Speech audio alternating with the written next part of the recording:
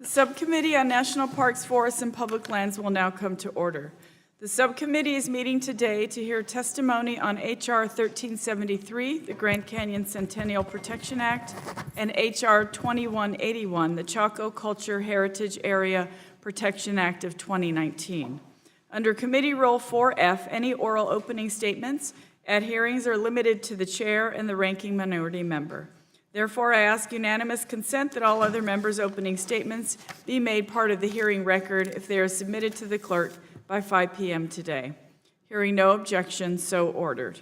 In addition, I would like to ask unanimous consent that Representatives Lujan, O'Halloran, and Gosar be allowed to join us and participate on the dais.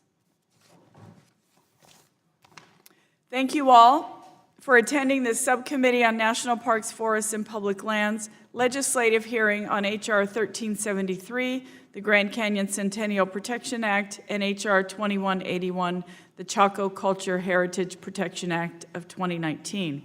I would like to start by expressing my gratitude to Chairman Grijalva and Representative Lujan for introducing these bills that preserve the sacred and ancestral lands of the Pueblo people and other Native Americans in those areas, and also the irreplaceable resources they hold. I would also like to thank our witnesses, many of whom have traveled great distances to join us today. Since 2008, Chairman Grijalva has championed the central provisions of the Grand Canyon Centennial Protection Act. It was encouraging in 2012 when the Obama administration acted to protect over 1 million acres surrounding the Grand Canyon National Park with a 20-year moratorium on new mining claims. However, recent actions by this administration suggest they may be seeking to end this moratorium, exposing tribal communities and Arizonans to the dangerous impacts of uranium mining. We need to act to ensure that political expediency doesn't undermine existing protections, which are so essential to the economic and cultural viability of the region. It would be especially appropriate to make the protections permanent on this year, the 100th anniversary of the establishment of Grand Canyon National Park. Closer to my home, the Chaco Culture Heritage Protection Act of 2019 would permanently protect the integrity of sacred sites in and around the Chaco Culture National Historic Park by prohibiting federal oil and gas leasing within a 10-mile radius of the park. This action would prevent the degradation of cultural resources, preserve the environment, and protect the health of the surrounding communities. Earlier this year, I, with members of this committee, went to Chaco Canyon in New Mexico to learn more about the importance of the region and to better understand the threats that nearby oil and gas extraction pose. We used cutting-edge technology to examine pollution coming off of oil and gas operations, which form a toxic cloud that hangs over parts of northern New Mexico. Long before these extractive and polluting industries came to be, this region was the heart of the Chacoan culture from 850 to 1250 AD. The sovereign Pueblo nations of New Mexico and the Navajo Nation still have intimate connections with the greater Chaco region, recognizing the area as a spiritual place to be honored and respected. Over hundreds of years, my ancestors engineered and constructed massive multi-story structures that became the ceremonial, administrative, and economic center of the region. In recognition of the area's outstanding universal value, Chaco culture was recognized as a World Heritage Site by UNESCO in 1987. Today, thousands of ancestral sites are spread across the landscape, both within and beyond the boundaries of Chaco Culture National Historic Park. With the Trump administration's continued push for energy dominance, these sacred sites and national treasures are threatened by extraction. Extraction in this sacred place will only scar our land, contaminate our air and water, and create health risks for our communities. Just last week, Secretary Bernhardt joined Senator Martin Heinrich and tribal leaders on a tour of Chaco Canyon. Following that meeting, Secretary Bernhardt acknowledged the region's significance, but committed to only a one-year moratorium on oil and gas leasing within the Chaco landscape. While I appreciate this gesture, it should be clear to anyone who has visited Chaco that 1 year is inadequate to protect the cultural significance of this land. It is my priority, as it should be, that of the Trump administration to permanently protect this place in recognition of its significance to our Native American culture, this country's history, the public health of nearby communities, and others around the world. It's time for our words to become actions. We must protect both of these exceptional sites, Chaco Canyon and the Grand Canyon, in perpetuity. I would like to thank the sponsoring members and witnesses again for being here today. I look forward to hearing your testimony. And before I recognize the ranking member, it's come to our attention that we have votes. And so would you like to give your opening statement now? We have a little bit of time. Prefer to wait or? No, now. Okay, We'll move forward. So thank you. I'll recognize the ranking member for his opening statement, and then we will have to recess. Thank you. As Chair Holland noted in her opening remarks, the subcommittee meets today to consider two pieces of legislation, H.R. 1373 and H.R. 2181. I will note that both of these bills are Democrat-sponsored and that there is no Republican bill being considered at the hearing today. Collectively, the two bills before us would withdraw well over 1 million acres of land from mineral development in Arizona and New Mexico. I'm not opposed to mineral withdrawals when appropriate, and in fact have sponsored two pieces of legislation withdrawing a total of over 2 million acres of federal land from extraction. I must, however, raise a few concerns with the proposals before us today, which I fear lack the necessary consensus that is critical for measures of this scope. As a member of the House Foreign Affairs Committee, I experienced firsthand how our domestic mineral production policy impacts the greater international community. Sending our resources to allies abroad opens opportunities to protect our interest while also benefiting the international partners. For this reason, mineral withdrawals, particularly of such large scale, should be analyzed carefully. However, the most concerning part of this hearing is that the Arizona bill, H.R. 1373, continues the committee's troubling trend of taking up legislation introduced in another member's district without consultation or support from that member. For this reason, I yield the remainder of my time to my friend from Arizona, Mr. Gosar, whose northern Arizona district contains a large portion of the lands covered by H.R. 1373. I thank the gentleman from Utah for his strong leadership and for yielding me time. As he noted, Representative Curtis is always very thoughtful and considerate when it comes to considering potential mineral withdrawals on legislative actions that occur in another member's district. And like the gentleman from Utah, I strongly oppose both of these land bill grabs being debated today. H.R. 1373, the so-called Grand Canyon Centennial Protection Act, is an anti-mining, anti-American attack on my district. Depending upon what map you look at, somewhere in the range of 30 to 40% of the proposed withdrawal lands in this bill are in my district. The rest are in Representative O'Halloran's district, and none of the lands, let me repeat, none of the lands are in Representative Grijalva's district. Having said that, the majority of the mining claims are in my district. In fact, just about all of the active and historic mines are in my district. And the main point of this bill is to lock up these lands in my district.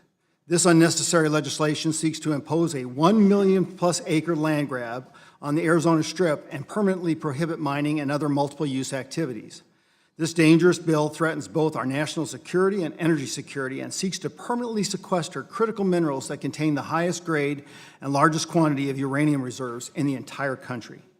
As Deputy Director Nedd notes in his testimony, the proposed withdrawal area covers an area 80% the size of Delaware.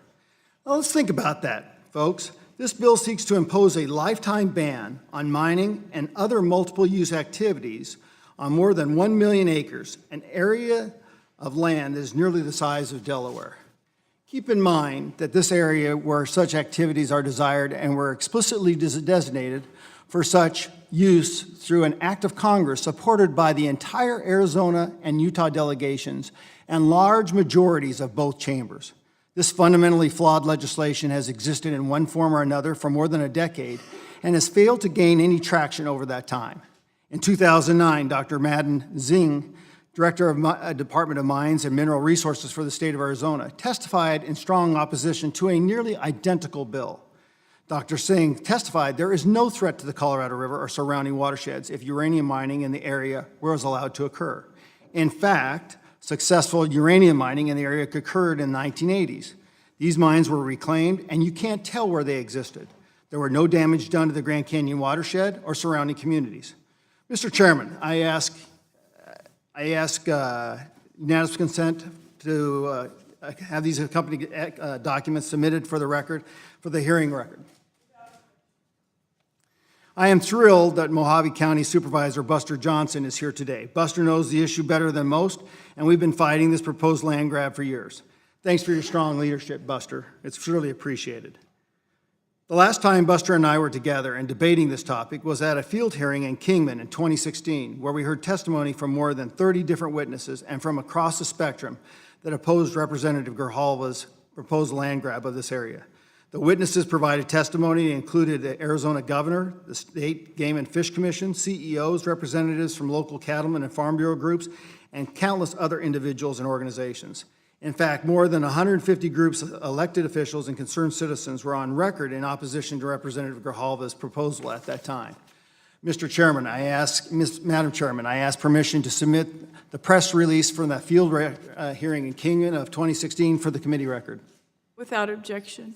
In short, H.R. 1373 will harm education revenues, kills jobs, infringe on private property rights, and undermine American energy security.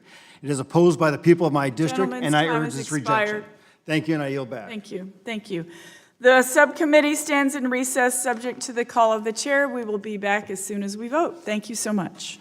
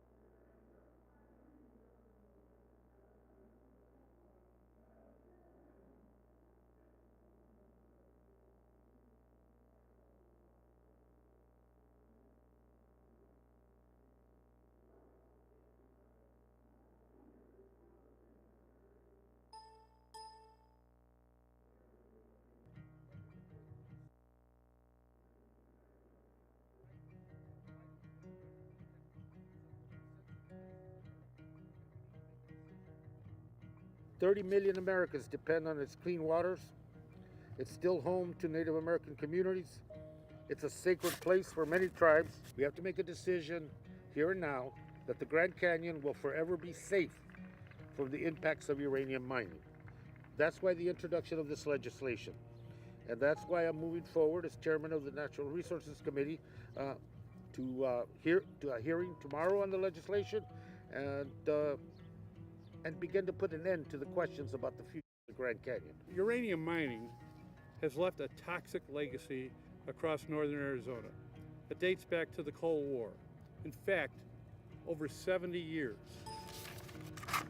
The more than 500 abandoned mines that dot the landscape have poisoned water sources and contributed to high rates of cancer that have taken the lives of too many too soon. We have a responsibility these lands remain safe and vibrant, protect northern Arizona's economy, and protect the people of northern Arizona and their water supply for the entire southwestern region. We saw a bright spot in 2012, as he mentioned earlier, when the Obama administration acted to protect more than 1 million acres surrounding the Grand Canyon National Park with a 20-year moratorium on new mining claims. However, recent actions by the Trump administration suggest they may be seeking to end this moratorium, exposing tribal communities to the dangerous impacts of uranium mining. And I know all too well the damaging effects that uranium mining can have on our communities because we had the largest open pit mine in the world, the Jackpile mine, in my community of Laguna Pueblo. And our Pueblo has suffered devastating social, health, and environmental consequences since it opened in the early 50s.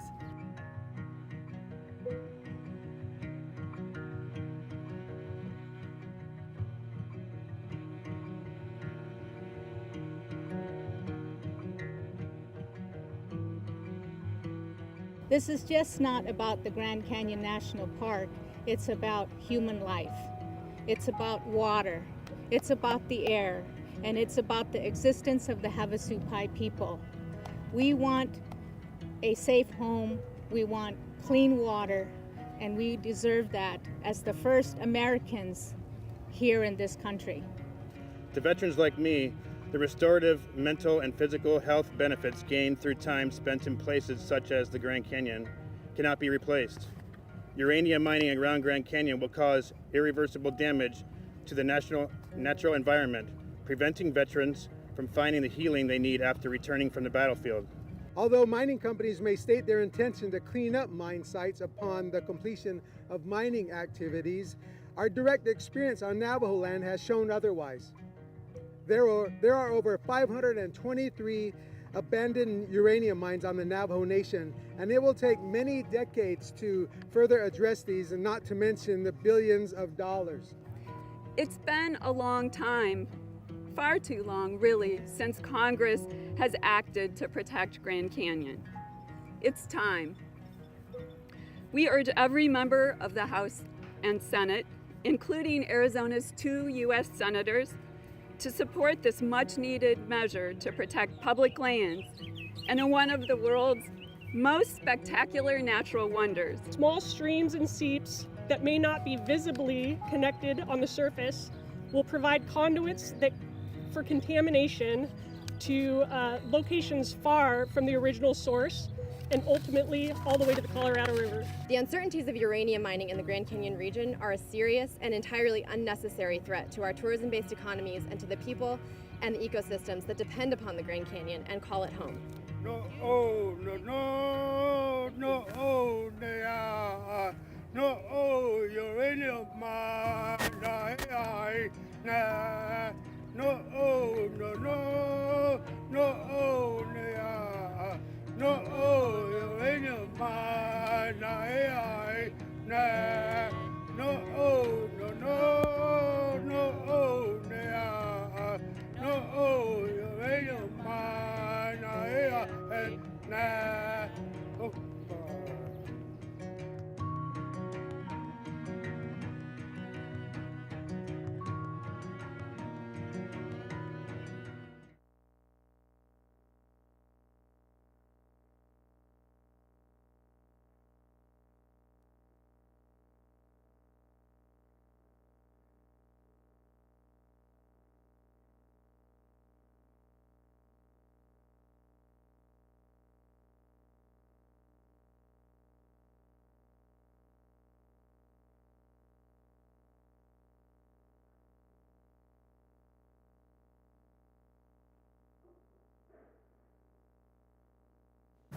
Thank you all so much for all of your patience.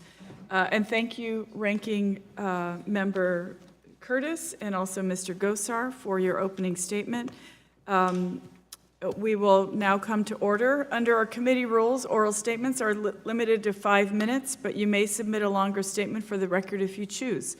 The lights in front of you will turn yellow when there is 1 minute left and red when the time has expired. After the witnesses have testified, members will be given the opportunity to ask questions. The chair now recognizes Mr. Michael Nedd, Deputy Director of Operations for the Bureau of Land Management. Thank you so much, Mr. Nedd. You have 5 minutes. Good morning, Madam Chair, Mr. Ranking Member, and members of the subcommittee. Thank you for the opportunity to present testimony today. I am Michael Nedd, the Deputy Director for Operations of the Bureau of Land Management. I will briefly summarize the written statement of H.R. 1373, the Grand Canyon Centennial Protection Act, and H.R. 2181, the Chaco Cultural Heritage Area Protection Act. H.R. 1373 would permanently redraw over 1 million acres of federal land in the state of Arizona from public land, mining, minerals, geothermal leasing laws. In January 2012, the Secretary of the Interior administratively redrew this area from the mining laws for a 20-year period to study the effects of exploration and development of uranium and other minerals. As directed by the President, the Department is currently assessing critical minerals resources on public lands and offshore lands.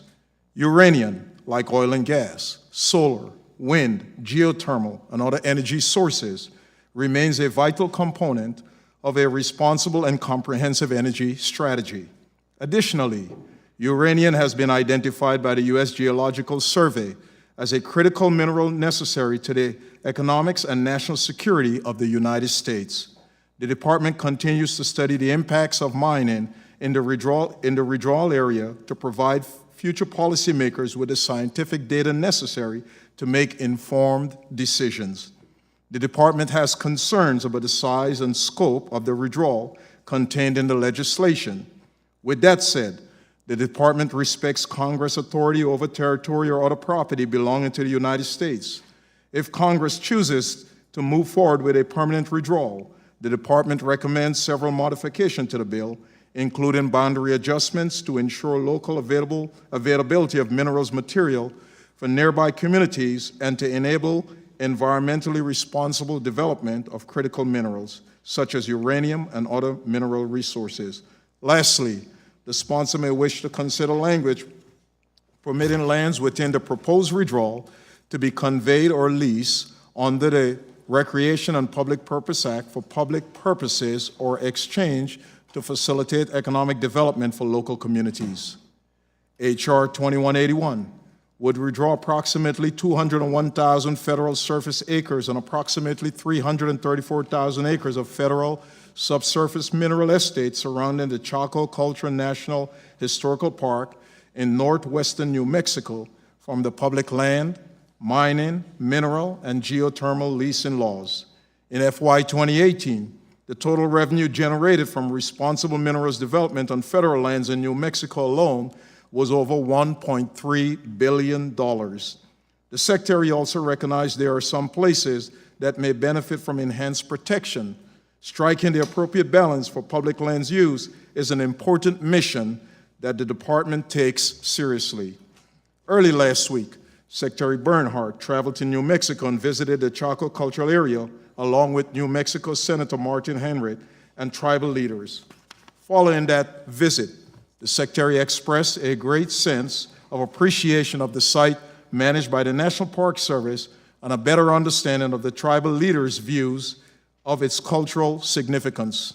The Secretary has directed the BLM to promptly publish a draft resource management plan that includes an alternative that reflects the tribal leaders' views, which are similar to the proposed legislation boundaries included in H.R. 2181.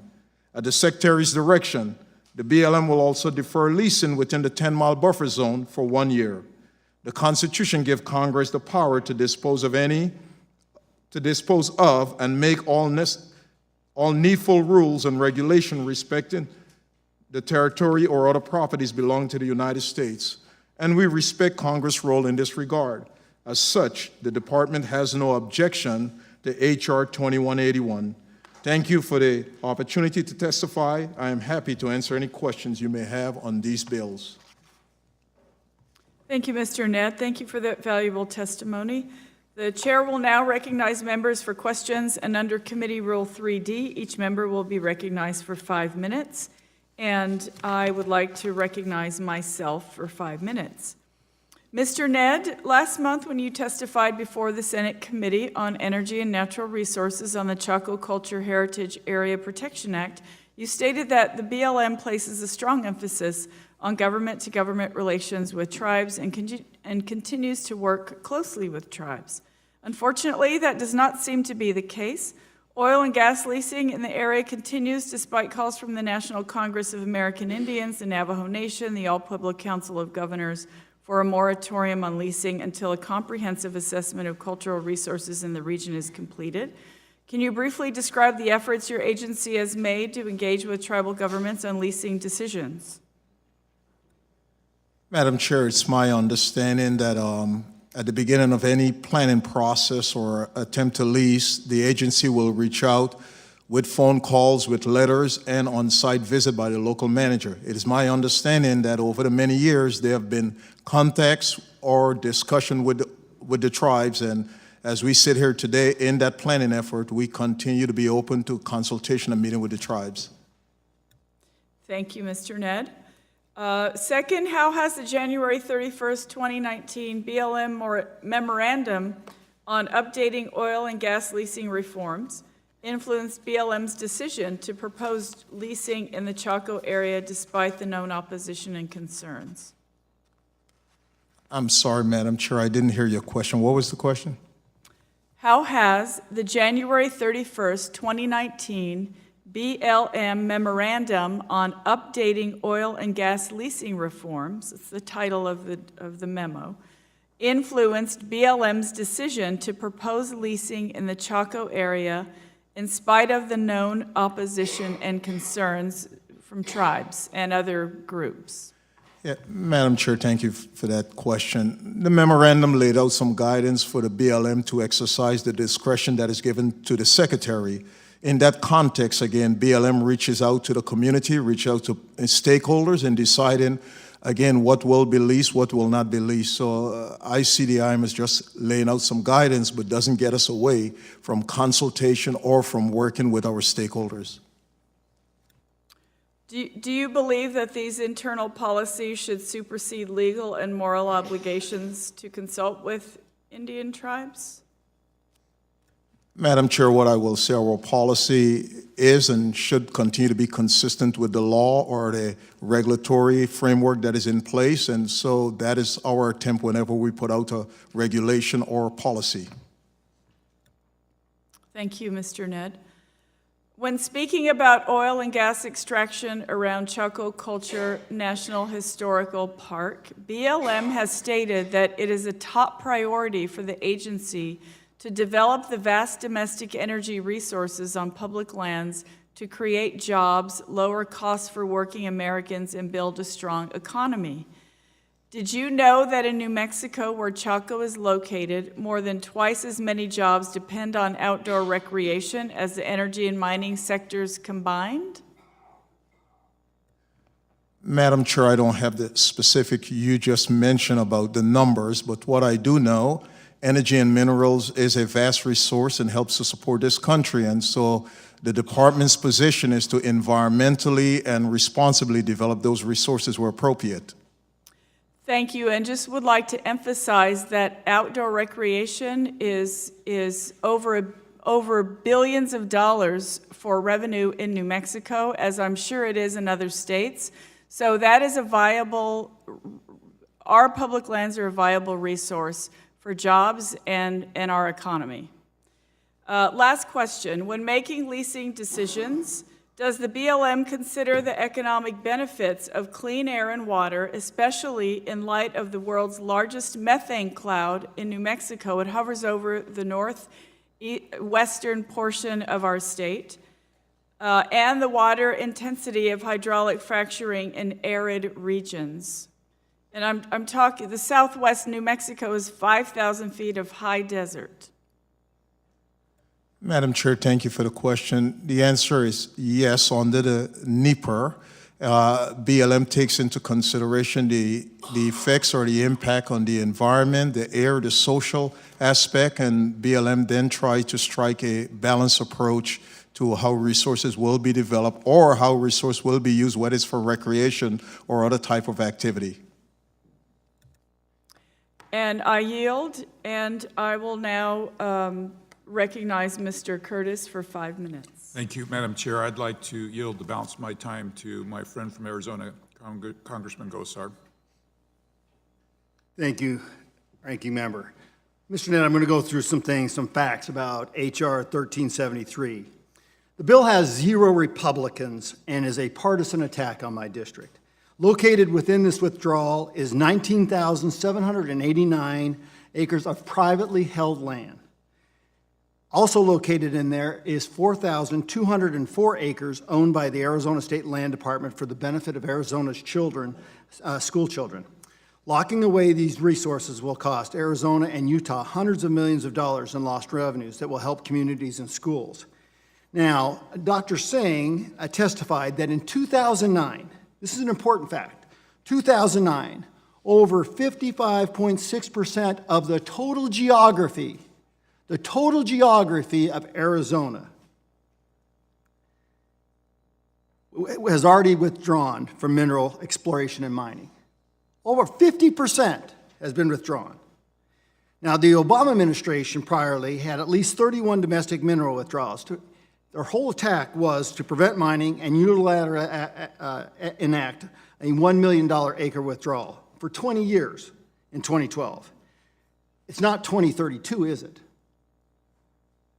No, it's not. So what's the urgency, do you feel, about this bill?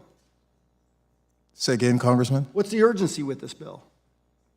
If it's not 2032 and there's a 20-year moratorium, what's the rush over there? I don't know, Congressman. Now, there's other things that we know. The House Science Committee found that Russia funneled cash to the extreme organizations to intentionally undermine important American energy projects. Are you aware of that, Mr. Nedd?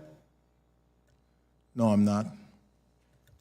So it should be no surprise that many of the same groups that are strong supporters of Representative Grijalva's 1 million acre land grab are exactly some of these people. It's pretty interesting that they want the U.S. to be reliant on groups like Russia and Kazakhstan for 99% of our uranium. That's pretty amazing. Now, this bill is an anti-mining, anti-American attack on my district because many of the mines are on my side in my district. Is that true, Mr. Nedd? That is my understanding, Congressman. So isn't it interesting that the problem that we see here is we hear Russia, Russia, Russia, and it seems like it's Russia, Russia, Russia over on the other side. It's unbelievable. Now, besides uranium, flagstone, sand and gravel, vanadium, copper, oil, coal, rare earths, as well as other critical and strategic minerals would also be locked up under Representative Grijalva's bill. Would that not be the case? That is my understanding, Congressman. Has Arizona really mapped extensively this withdrawal area? Can you repeat that, please? Has the BLM really mapped effectively this withdrawal area for all different types of resources? I believe we have a good understanding. One may argue what is extensive, but I believe we have a good understanding, yes. Uranium is necessary is a critical element for nuclear power, is it not? Yes, it is, Congressman. Yeah. So now we bring up the Green New Deal, and one of the things that keeps coming from the other side is that we're going to go on all renewables. That's about 7% of our portfolio, is it not? Somewhere around there. I don't have the exact number, Congressman. Yeah. Are you familiar with Mr. Shackelford's comment that it's lunacy that you could think that renewables would actually power the world? We at least have to have nuclear power. Are you aware of that commentary? I am not, Congressman. It's a really good one because if we're going to depend upon renewables, we wouldn't have a tree standing.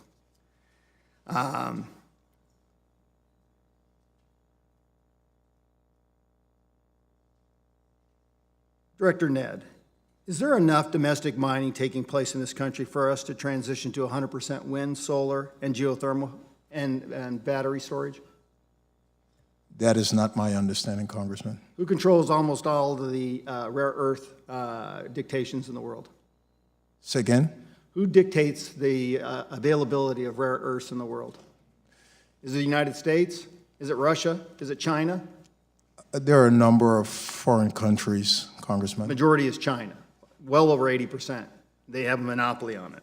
And if everybody wants cell phones and everything, they got to have these rare earths. So it's pretty interesting where these are located. I yield back. Thank you, Mr. Gosar. The chair now recognizes Mr. Lowenthal for 5 minutes. Thank you, Chairwoman Holland. And thank you to all our witnesses for being here to testify on these two incredibly important bills that we have before us. Back in April, as the chair of the Energy and Mineral Resources Subcommittee, I had the good fortune of traveling to New Mexico with Chair Grijalva and Vice Chair Holland, where we had a chance to hear firsthand about the threats that the extractive industry has on the environment, on sacred sites, and on the public health in the Southwest. I, along with the chair and the vice chair, had a chance to see the tremendous, although the sky was clear, it looked like a beautiful day. When we looked through a special photography, we saw the plumes of methane escaping into the air. I'm not talking about a little bit. The entire sky was filled with methane, which was not readily apparent if you were not able to investigate that or see that. Chaco Canyon, which was right there where we were looking at these plumes, right near there, is a national treasure.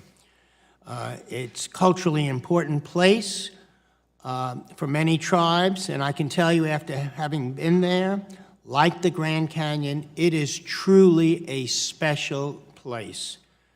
With that, I'd like to talk to you, or turn to you, Deputy Director Nedd, just for one question. Mr. Nedd, currently over half of our uranium supplies come from our strongest allies. We're talking about Australia and Canada. While the U.S. Department of Energy estimates that we already have access to enough uranium to meet our military needs until 2060. Let me say that. The Department of Energy says we have enough uranium to meet our military needs until 2060.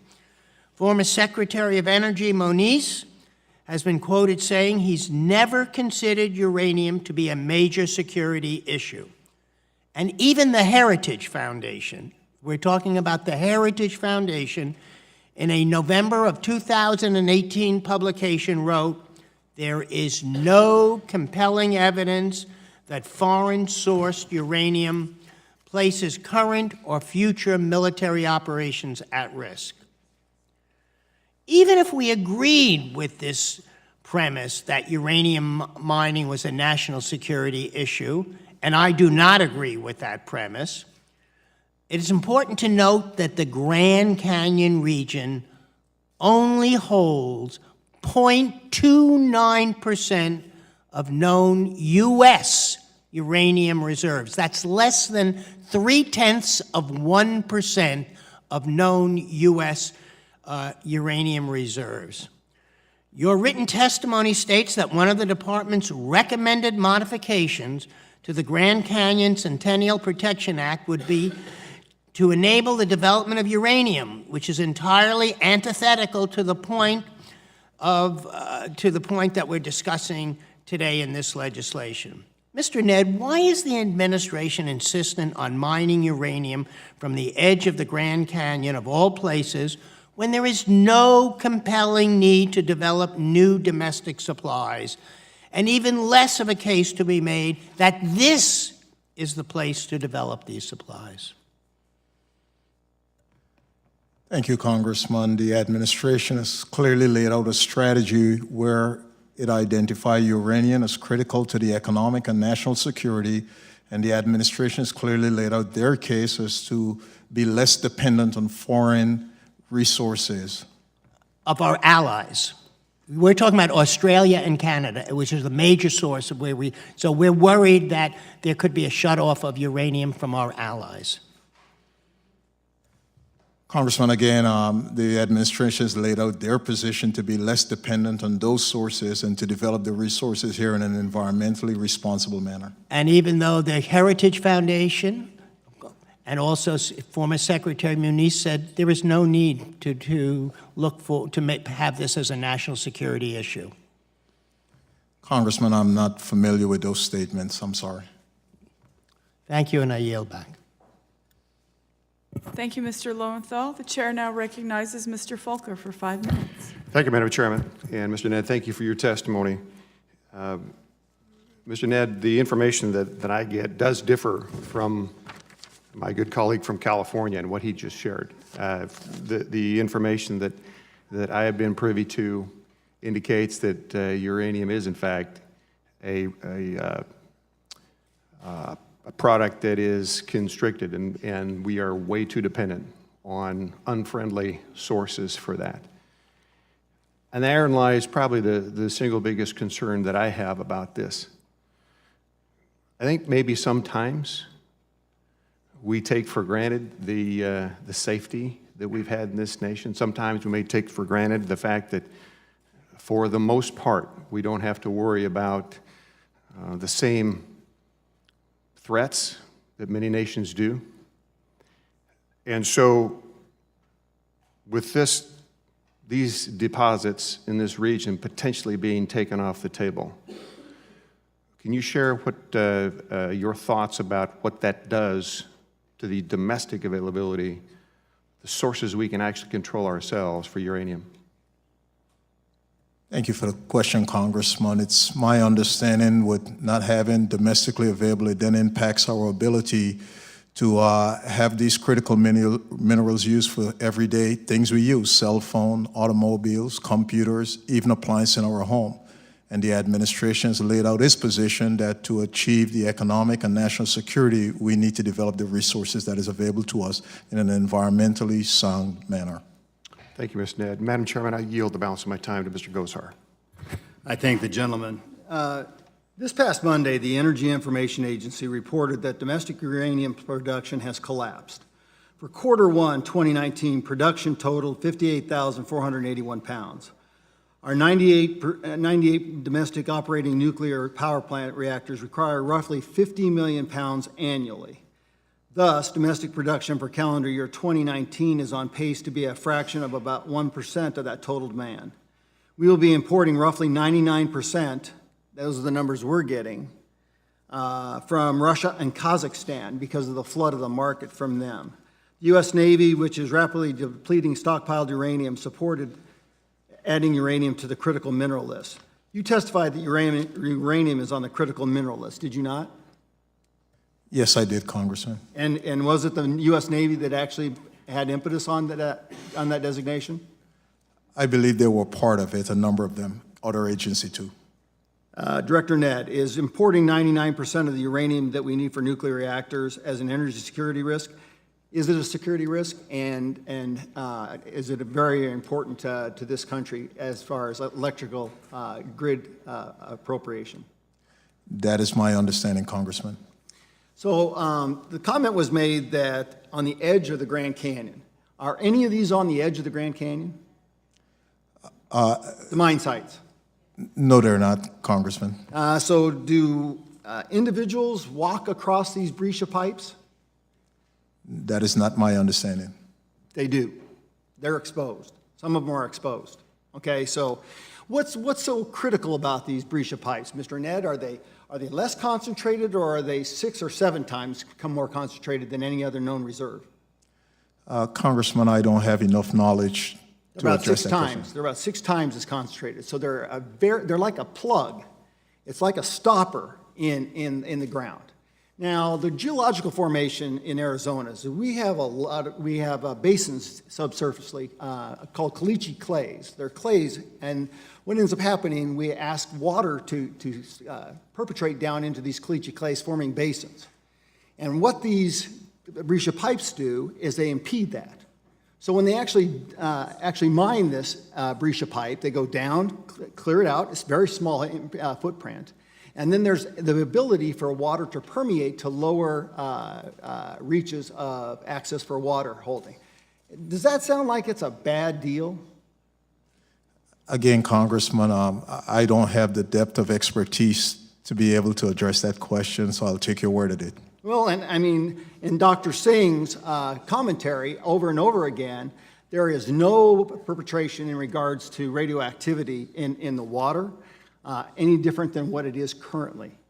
And currently, water seeps through these breccia pipes and runs. So everybody's exposed to it. So it's very interesting what we see here. So I'll yield back. Thank you, Mr. Gosar. I would like, for the record, without objection, I would like to enter an information sheet from the U.S. Energy Information Administration showing that the sources and shares of U.S. purchases of uranium produced in foreign countries in 2017, and it shows Russia at 18%, without objection. Next, Mr. Horsford, the chair recognizes you for 5 minutes. Thank you, Chairwoman Holland, for organizing today's legislative hearing on H.R. 1373 and H.R. 2181. H.R. 1373, the Grand Canyon Centennial Protection Act, which I'm proud to co-sponsor, would permanently prohibit new mining claims on roughly 1 million acres surrounding the Grand Canyon National Park. This bill would protect the integrity of the Grand Canyon and the Colorado River watershed. It would ensure clean water for all communities and habitat that depend on the Colorado River, which supplies drinking water for more than 1 million people in my home state of Nevada. Unfortunately, the area surrounding the park is being targeted by uranium mining companies who wish to open mines directly adjacent to the Grand Canyon Park. Uranium companies have long argued the need to mine in the region. However, the benefits of mining in the Grand Canyon are meager compared with the economic and ecological impact of the park. While uranium and other hard rock mining can help foster economic activity, and I take objection with the assertion that this bill will somehow quelch mining altogether, has done so in my home state. I support mining. Mining is an important part of our economy in my state as well as in other states. But it has to be done in a responsible manner, particularly environmentally responsible manner, and it has to be done in consultation with the communities that it impacts. Without diligent oversight and planning, mining can have numerous adverse effects that impact environmental and public health. For example, in my district, the main water source for the town of Yerington and the Yerington Paiute tribe is contaminated by the Anaconda mine. The issue has persisted for decades, endangering the health of my constituents and forcing families to stop drinking water from their taps. And literally, they're having to bring in bottled water to the local residents.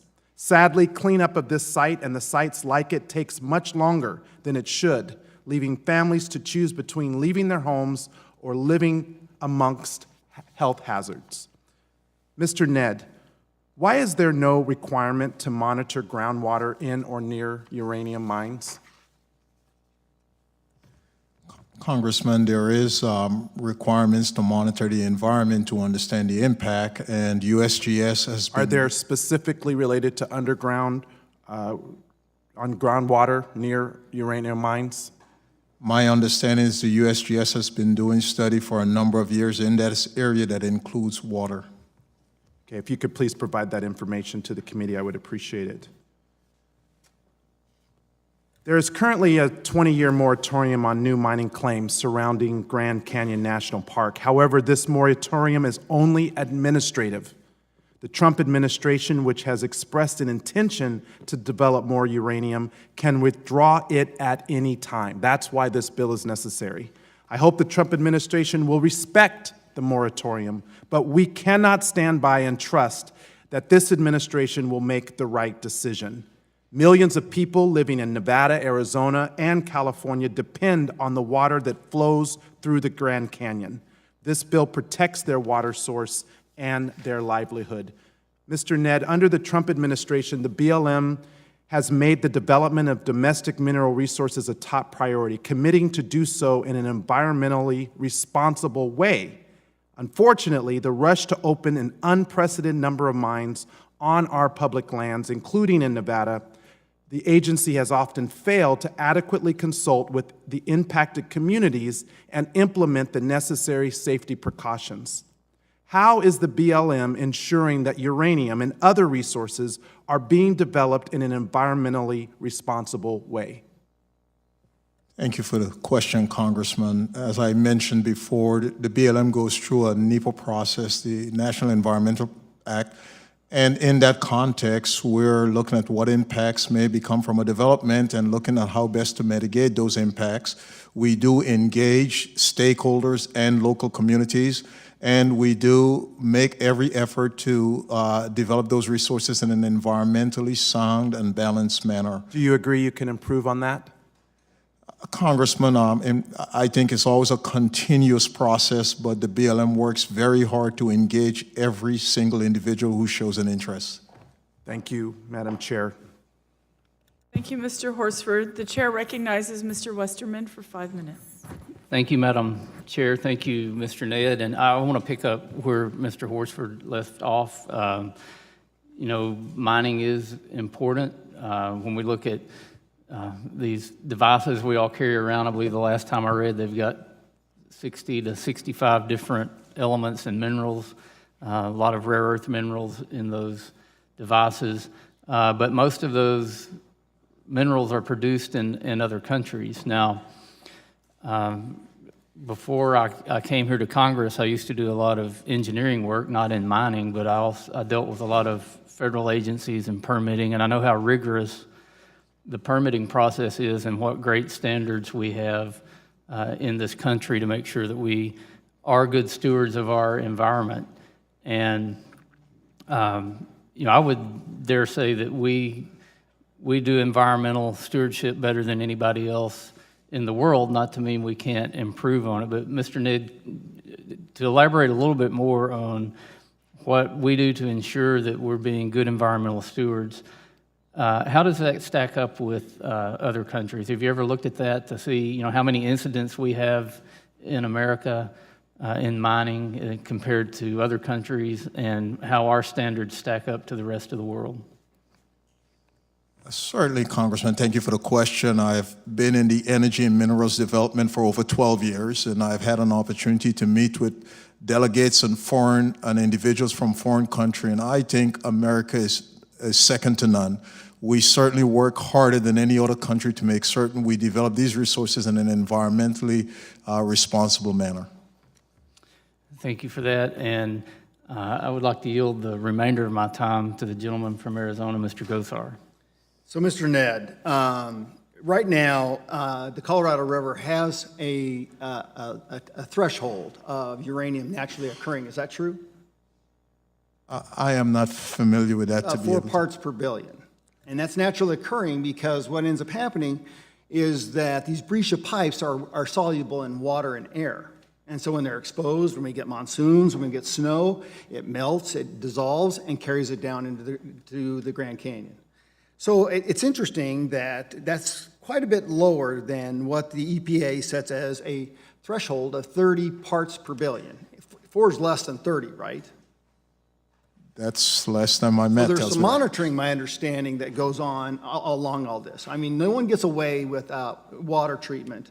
I mean, we see it in resolution copper over and over again, where we're remediating the water. We're remediating tailing piles and all that stuff. Yeah, I agree. The past hasn't been great for mining, but the new mining techniques are impressive. You can have your clean air, your clean water, and mining too. So coming back to that, it seems to me that if these are naturally occurring uranium piles and it constantly is dissolving into surface water that runs down into the Grand Canyon, it would seem to me that it would be better to take it out than to leave it in. It just seems kind of odd to me that we have this fight over this. It's really impeccable. Have you seen this map before? This is the current allocation of the Grand Canyon estate. I can't say I've seen the exactly. It's challenging to my eyes from here. My point is, the mine sites aren't even close to the rim, are they? No, they're not. That's exactly my point. It's interesting how we skew the facts on this application. And remediation. Have you seen the remediation on this? Have you been there? There's ongoing remediation, yes. Yeah, I mean, so typically, once they get it done, it takes 4 to 7 years in that area. It's about a 40-acre footprint. You can't tell. I mean, I've actually been out there with groups, and we said, find it. And they couldn't find it. So it seems like we're leaving it better than we actually found it with the mining application. I mean, you know, Arizona's where whiskey's for drinking and water's for fighting over, and we all want clean water. And it seems to me like this is a time for a come to Jesus moment on this. So with that, I'll yield back. Thank you. The chair recognizes Ms. DeGette for 5 minutes. Thank you so much, Madam Chair. Mr. Nedd, I was very interested in a question that the chair asked you, and I didn't really hear you answer her question. She remarked that in her home state, that the revenues from recreation and tourism are, I think she said, about double from energy extraction. And we're finding the same thing throughout the Rocky Mountain West and Southwest. In my home state of Colorado now, you know, I'm a fourth generation Colorado, and when I was young, it was agriculture and oil and gas development. But now we're seeing the economy shift more and more to recreation and the outdoors. And so I just want to ask you a couple questions about that. Do you, and these should be pretty easy questions, does the BLM believe that there is a role for protection of public lands that would not involve oil and gas leases? Thank you for that question, Congresswoman. The Secretary believes there are some areas that are special and deserve enhanced protection. And so in the multiple use, he does believe there are some areas that deserve that kind of protection. Exactly. And multiple use doesn't mean everything, every place. It means you have to look at each particular area to decide what's the appropriate use. Some areas might be appropriate for oil and gas leasing. Some might be available for mechanized recreation. Others might be characterized as wilderness or other types of land. So wouldn't that be an accurate description of the BLM's diverse policy? Well, the BLM have a multiple use, and in that context, it's commercial, conservation, and recreation, and the BLM works hard to, again, have a balanced approach to how it develop resources or other use. I just, thank you, and I appreciate you clarifying that, because what we're seeing in Colorado, and I think probably in Arizona and New Mexico, other parts of the Southwest, is sometimes we feel that this administration, their default view is to issue oil and gas leases and then to look at it, the appropriateness later. Is that a policy of your agency, sir?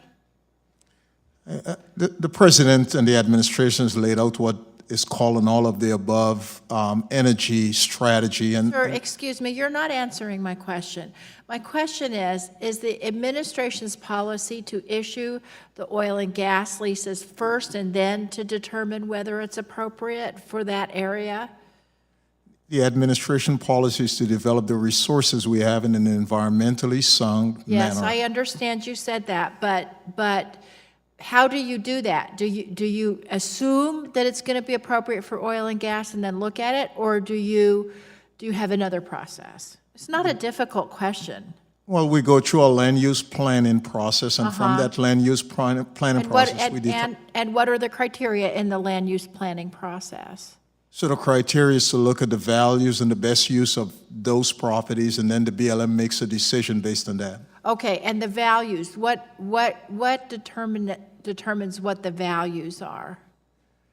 Congresswoman, there's a number of things that goes into that, including the economic value, including the social values, including listening to stakeholders and communities. Okay, so this leads to my last question, which is about the Chaco bill. And by the way, I've been to Chaco. It's an amazing, magical place, and I know Mr. Gosar really treasures it as well as the rest of us. But 3 weeks ago, the administration said in front of the Senate that it was going to go ahead and do oil and gas leasing. Then apparently the secretary went and looked at this area and went and looked at this area with the senator and came back and announced that there was a moratorium on new leasing for 10 miles of Chaco to allow time for Congress to consider legislation. Do you have any idea what changed in that interim time and with that visit? Congresswoman, I know the secretary's been out there. He says that some places deserve an enhanced protection, and he has made a decision, and so we're going to follow that decision. Thank you. And by the way, I apologize, Mr. Gosar, the Grand Canyon bill's in your state, not Chaco. Chaco's in the chair's state, sorry. Thank you, and I yield back. Thank you, Ms. DeGette. The chair recognizes Mr. Gosar for 5 minutes. So, Mr. Nedd, multiple use was a benefit for the western states to have federal land, but we share the revenues, right? Yes, Congressman. It was supposed to be 50-50 until a Budget Act deal Paul Ryan signed, and it's 52-48 now. Isn't that true? My understanding is less than 50%, and sometimes we debate what that 52 to the is. federal government, 48 to the states. So now, when we talk about revenue sharing and about this multiple use, who generates the biggest chunk of that money? Is it mining, oil and gas, or is it recreation? It's energy and minerals, so it would be mining, oil and gas, and such like. Now, are you aware of any study, a peer-reviewed study that shows any disturbance to water with fracking? Not that I'm aware of. That's what I keep saying. I can't find that. It's hard to find. So with peer-reviewed, it's a lot of scare tactics. So now, you made a comment that they're not mutually exclusive. So having mining, recreation, all those can be done at the same time, can they not? There are places where that has been successfully done, yes. Now, the point of energy, dependable, affordable energy, is that you have to have an economy that's based on business. Okay? Is that true? From my business economics class, yes. Okay, so to be able to travel, you have to have some money set aside from a business, unless you work for the federal government, right? I mean, they just print money. That's why we're $22 trillion in debt. But I mean, you have to have that disposable money to go out to enjoy those sites, right? That's my understanding, my belief. Yeah, so I mean, so there's a dependency upon a predicated, predictable, low-cost energy factor to the whole process of enjoying our public lands, right? That is my understanding. Now, I also understand that out west we got problems funding our public schools. Have you followed that? To some degree in my home state, yes. So the federal government doesn't pay taxes on that land, does it? I am not familiar with... They don't? No, they don't. They don't. Okay, so we're constantly dependent upon that multiple use for the money to come into our school districts to actually fund public education. And when you don't do that, then we're dependent upon robbing Peter to pay Paul. So there's got to be a different way in which to bring this argument. And I brought up earlier that 55%, 55% of the geography of Arizona has been whisked away in a moratorium for mining and anything else. Now, let me ask you the next question. So when you do a withdrawal, I mean, and you go into like a wilderness, this is where they want to go, okay? Does that restrict multiple use on that land? Generally, when the wilderness is established, it restricts various type of use unless there's a valid and existing use, yes. Okay, so forest thinning is problematic, grazing is problematic, even airplane travel is problematic. Is that true? Again, unless when it was established, the legislation or enabling act allowed those use, yes. Well, I distinctly remember in my first term having the park system trying to have no flights over the Grand Canyon. And we were able to mitigate that with quiet air technology. Are you aware of that at all?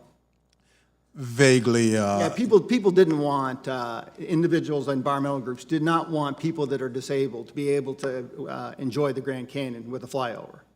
It's pretty interesting to say, listen, we're going to wall this off. We're going to abuse the multiple use doctrine that we established with the states, and then our public schools are faced with constant funding problems. You can't make this stuff up. You can't make this stuff up. Mr. Nedd, I appreciate you. I thank you very, very much. And thanks for coming today. Thank you, Mr. Gosar. The chair recognizes Chairman Grijalva. Thank you very much, Madam Chair, and thank you very much for this hearing on two very, very significant pieces of legislation. Mr. Nedd, a couple quick questions. Do you know in reviewing the legislation and your recommendation in terms of the acreage involved with the Grand Canyon ban, how much of that acreage in the legislation is private?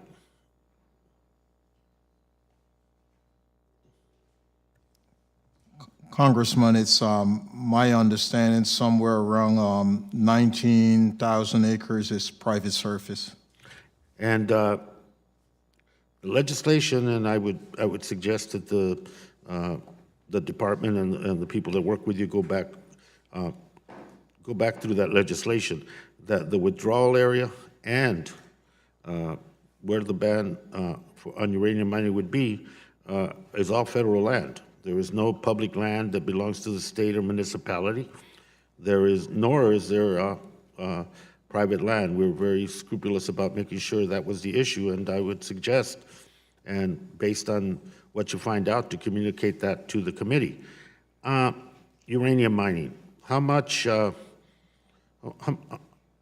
what's the amount of royalties do we get from uranium mining?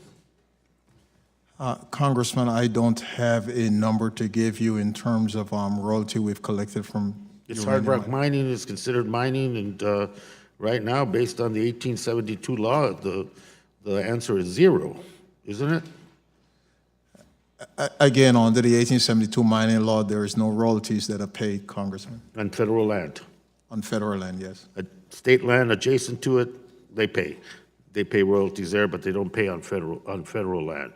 So there is no net return for the taxpayer from hard rock mining and uranium mining in this case in particular.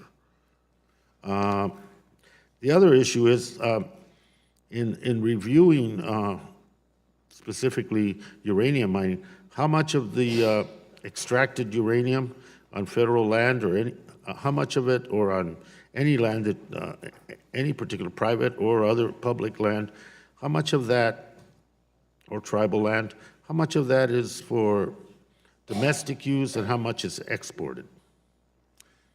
Congressman, I do not have a specific figure to give you here. We can get that information if needed. That would be very important because this energy self-sufficiency dominance begs the question about how much we're sending out of the country with no royalties being paid to the American taxpayer. Chaco Canyon, how long is the pause for in terms of the protection that was laid out by the Secretary? The Secretary said for one, at least for the next year, there would be no leasing. And implied in that would be, I think, at least I'm interpreting it as a direction to this committee to hurry up and make that permanent so it's codified into law. Would that be an assumption of yours? I cannot speak to his assumption. I can speak to what I've heard from the Secretary, and he would like to have 1 year while we continue the resource management plan, and he asks us to get a draft out as soon as we can. But if the Secretary felt that for a year, based on his conversations with tribal leaders and other community people and the Senator, obviously, that it was necessary to impose a 1 year moratorium on activity and extraction around Chaco, one can assume that that was not made without consideration for as one of the options being studied to make that permanent, correct? Again, Congressman, the Secretary's asked for the 1 year, and he's asked us to incorporate an alternative that represents the views of the tribal leader. But we heard on that trip that Mr. Lowenthal was mentioning that he led into New Mexico and Chaco Canyon in particular. What we heard from tribal leadership across the board was a permanent protection for that significant site to Native people and to the history of the nation. So I think that's I'm taking that to heart, that that's what the Secretary wanted. So I think we should be about the business of giving him what he wants, but that's down the road. Thank you. Yield back. Thank you, Chairman Grijalva. The chair recognizes Mr. O'Halloran for 5 minutes. Thank you, Madam Chair. I've been sitting here kind of in amazement, but I do have a couple of questions. I wasn't going to ask this panel any questions, but I have to. Does the Department of Interior have a full concept of the groundwater patterns under the basin that's affected in Arizona? Congressman, it's my understanding the USGS has been doing studies. I cannot speak specifically whether they have it full, but I know they have been doing studies for a number of years and have a good idea of sort of what are the various aspects of that. Well, my information coming from the USGS is no, they don't.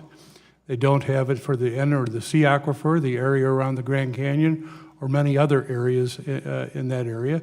They've been trying to get money and funding to drill monitoring wells so they can get that understanding. They had a program as part of a cleanup and restoration of the Navajo Nation uranium mines to find out the contamination process in that area. And they have not started that process at all, and now it's going to be 2035 if we even get funding for them. Are you familiar with the Navajo Reservation and the uranium mines on Navajo Reservation? Peripherally, if I may say that, Congressman. The 530-some mines that have not been reclamated? I do not have the exact number, but... Earlier we heard that 3 or 4% parts per billion was a dangerous level for uranium. Is that true? Again, I do not have that specificity of detail, Congressman. Well, the EPA on all of those 500 and some odd mines has indicated that none of them are safe. Not one of them are safe. I just have an issue when it's been over 70 years that these uranium mines have been exposed to our citizens. And yet nothing has been cleaned up. We had to go out and sue. Did you know that we had to, in order to get the money to help clean up, that we had to go out and sue mining companies in order to get some of the money? Not all of it, just some of it. $1.7 billion. Did you know that? Again, I don't have specific on that, Congressman, that I can respond to. Thank you. Do you know that the United States government is on the hook for the rest of it, the citizens of America, And that right now is running easily in the hundreds of millions of dollars, and with an unknown amount of money into the future, because that only addresses about 200 mines of the 500 and some odd mines that are being need to be remediated. Did you know that? Again, no, Congressman. Have you ever been down to Havasupai? I have. What do you think of it? Like many of many of the United States, I think it's a beautiful area, and I enjoy visiting the United States, or visiting the various parts of the western United States. Great. Well, welcome to Congressional District 1, and I'm sure they have a folks like you being down there. On the other case, do you know that if that water is safe or not? Their main source of water, their only source of water, and tremendous impact on their economy. Do you know if that's safe or not?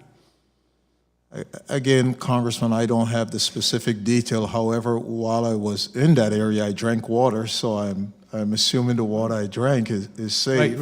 Right now, but we don't know with additional uranium mining, and we don't know if it's safe or not right now from uranium contamination. Do you know that there's a mine in production on and off, because the prices in America are so low that's why we're seeing so much import, or so high, we're seeing so much import from outside the country on uranium. And we've heard statistics earlier about the amount of uranium on a total basis in America that is within the area that we're talking about. That mine within 6 miles from the Grand Canyon has had a multitude of issues of not paying a correct attention to the regulatory issues on how to address the mine in and of itself. It's taken water out of that mine and sprayed it all over the land up there. It has not appropriately addressed the issues to the Arizona Department of Environmental Quality or to the federal government. There appears to have not been enough thought in this whole process as far as how much, and I will yield. I'll get back to that later. Thank you, Mr. O'Halloran. I thank the witnesses for their valuable testimony and the members for their questions. Thank you very much, Mr. Nedd, for taking your time to be here with us today. And I now invite panel 2 to take their places at the witness table.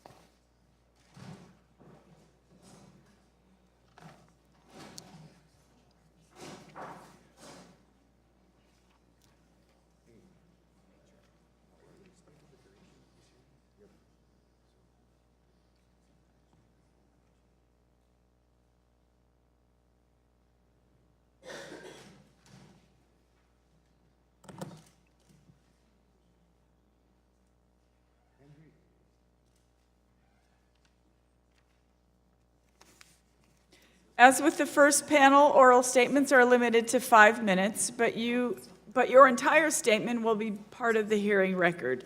The lights in front of you will turn yellow when there is 1 minute left and red when time has expired. After the witnesses have testified, members will be given the opportunity to ask questions. The chair now recognizes Chairman Grijalva of the Natural Resources Committee. Yeah, thank you very much. Thank you, Chairwoman Holland. I appreciate it very much, this hearing. I wasn't planning on making an opening statement on today's proceeding, but I feel the need to respond to some of the misinformation that has been put out about the legislation, H.R. 1373, the Grand Canyon Centennial Protection Act. I want to make sure we're all looking at the same bill text, because it seems there is some confusion between the bill and previous versions which included a national monument. This bill is a simple mineral withdrawal. It doesn't limit multiple use. It doesn't limit non-mining activities in the region, period. Letters of opposition submitted to the record already today oppose a monument, but bipartisan polling shows that 78% of Arizonans support a mineral withdrawal around the Grand Canyon. We have received letters of support from across the spectrum, from tribal communities, from local governments, those governments most impacted by this ban, and the state has not taken a position on the proposal. To suggest the bill receives significant opposition is factually incorrect. We have received support from hundreds of businesses and community organizations and thousands of Arizonans who recognize that these protections are the right path for northern Arizona and the Grand Canyon. This legislation only involves federal land, not other public lands belonging to other jurisdictions, nor private land. I want to thank my colleague, Mr. O'Halloran, who represents the vast majority of the lands touched by this proposal, who has been a strong voice for advocating for these protections and a good partner in putting this legislation together. The people of Arizona know the facts. The uranium mining is a threat to our precious water resources, to our tribal communities, and to one of our greatest national treasures. I strongly support the legislation, Madam Chair. I urge my colleagues to make sure that they are looking at the most updated version of this proposal and that they are considering the facts when they weigh in on the legislation. Again, Ms. Holland, thank you, and I look forward to today's proceeding. I appreciate the indulgence, and I yield back. Thank you, Chairman. The chair now recognizes Mr. O'Halloran for 30 seconds to introduce the Honorable Carletta Talusi. Thank you, Madam Chair. Let me get to that part of my notes, please. It is my pleasure to introduce Councilwoman Carletta Talusi of the Havasupai tribe. Councilwoman Talusi has been a tireless advocate for the Havasupai tribe and the Grand Canyon. Born and raised in Supai Village at the bottom of the Grand Canyon, the Councilwoman is committed to ensuring that the Havasupai ancestral homeland remains a safe place to live. The Councilwoman has served on the Tribal Council for 7 terms and has served as a United States delegate. The Councilwoman is also the president of the Red Rock Foundation, which focuses on tribal, educational, and environmental issues. Thank you, Mr. O'Halloran. And Councilwoman, before you begin your testimony, I notice that you have a number of tribal members with you today, and I would like to acknowledge their presence and thank all of you also for coming today. Thank you so much. And Councilwoman, you have 5 minutes. Good morning, Chairwoman Haaland and subcommittee members and ranking member. My name is Carletta Talusi. I'm an elected member of the Havasupai Tribal Council. I am here on behalf of the Havasupai tribe to support H.R. 1373, the Grand Canyon Centennial Protection Act, which we understand will permanently ban new uranium mines on the rims of our canyon home and any new mining claims. There are currently 831 uranium claims on federal lands next to my reservation, the Havasupai tribe, and also the Grand Canyon National Park. The tribe supports the bill because it will permanently protect 1 million acres of public lands from mining that will contaminate Havasu Creek in my village. Our village also has beautiful waterfalls that attract millions of tourists all around the world. However, many Americans feel falsely or believe that the Grand Canyon is already protected from mining and development. However, the 1872 mining law allows any mining company to come onto federal public lands and stake claims and conduct mining operations on public lands. Uranium mining has already poisoned and will continue to poison the springs and waters of my Grand Canyon home. It will be poisoning the land, the plants, the animals, and the people that live there, including all the visitors that come visit the Grand Canyon. We, the Havasupai people, live in one of the most remote canyons in North America. Our village is located at the bottom of the Grand Canyon, only accessible by horse, helicopter, or hiking in. The Havasupai means people of the blue-green water. My family and my ancestors have lived in the canyon for thousands of years.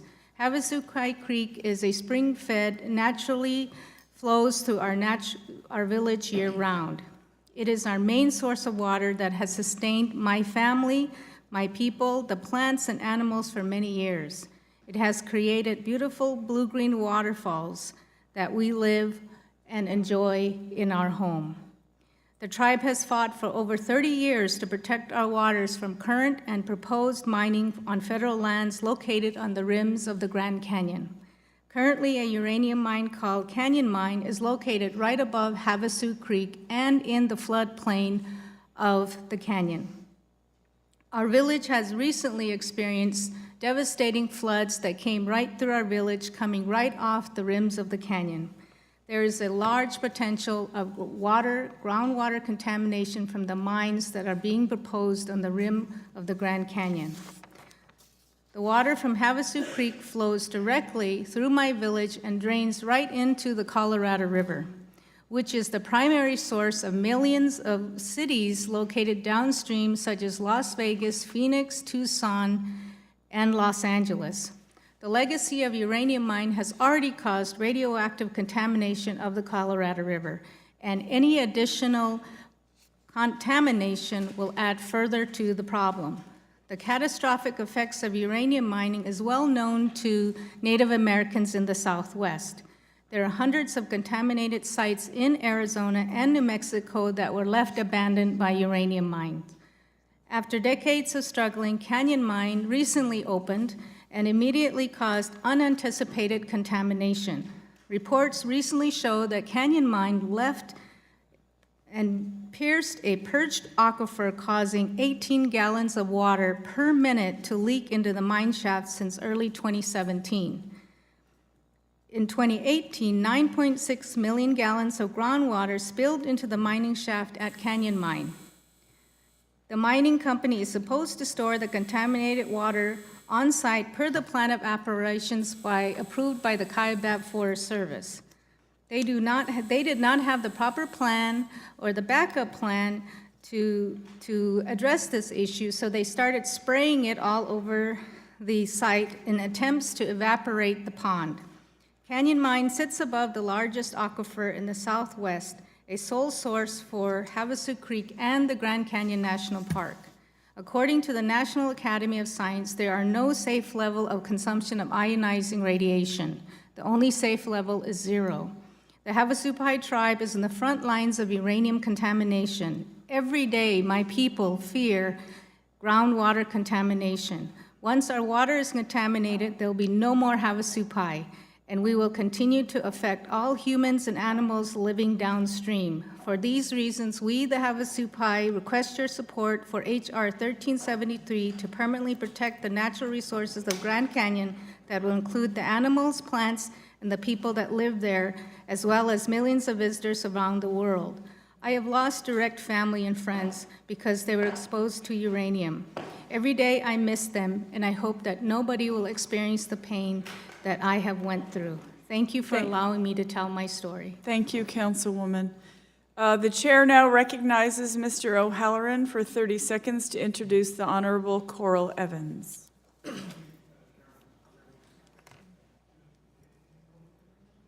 It is my pleasure to introduce Flagstaff Mayor Coral Evans.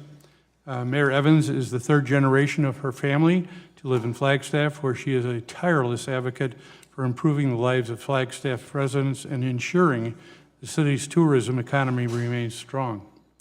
Mayor Evans has been recognized by numerous business groups for efforts to strengthen Flagstaff's economy. These awards include the Greater Flagstaff Chamber of Commerce's Anthem Award and was named of Arizona's most influential woman in business by Arizona Business Magazine. And she's has a tireless concern about the safety and welfare of the citizens of Flagstaff. Thank you, Madam Chair. Chairwoman Holland, Ranking Member Young, Subcommittee members and guests, my name is Coral Evans. I'm the mayor of the city of Flagstaff, Arizona. Thank you for allowing me to be here today to testify on an issue that is very important to my community, H.R. 1373. I ask that my entire statement be included in the record. I'd also like to say thank you to our Congressman, Tom O'Halloran, and Chairman Grijalva for their support and leadership on this issue. Flagstaff is known as the gateway to the Grand Canyon. It is the largest city in northern Arizona with a growing population of over 75,000 people. It is the most popular starting point for those visiting the Grand Canyon National Park, one of the 7 natural wonders of the world. Our city and businesses rely on the nearly 6 million visitors who come to the Grand Canyon each year and visit and stay in our community, which is only 85 miles from the national park. The Grand Canyon National Park is the lifeblood of our community and our economy, and protecting it now and for future generations is of paramount interest. For this reason, we strongly support H.R. 1373, the Grand Canyon Centennial Act. As you know, this legislation will enact a permanent moratorium on uranium mining for approximately 1 million acres in and around Grand Canyon National Park. Let me be clear, uranium mining is important in the U.S. and the world economy, but uranium contamination is not. Between 1956 and 2009, it is estimated that mining companies extracted almost 23 million pounds of uranium in the Grand Canyon region as a resource for nuclear power plants and weapons. Unfortunately, the history of uranium in northern Arizona is one of destruction and waste. It is estimated that there are nearly 500 abandoned uranium mines on the Navajo Reservation alone, and estimates of nearly 2,000 more mines abandoned in and around the Grand Canyon. These abandoned mines are permanently destroying natural water resources and land and could have irreversible effects on the Grand Canyon watershed and the land around it. We cannot allow this to happen to one of nature's most beautiful landscapes. Water in Arizona is our most precious resource. It is life. For this reason, Madam Chair, the City of Flagstaff has passed a resolution in support of this bill. I ask that you unanimously consent that this resolution will be inserted into the hearing record. Chairman Grijalva has and continues to be a champion for our community and the Grand Canyon. His commitment to this issue is well known.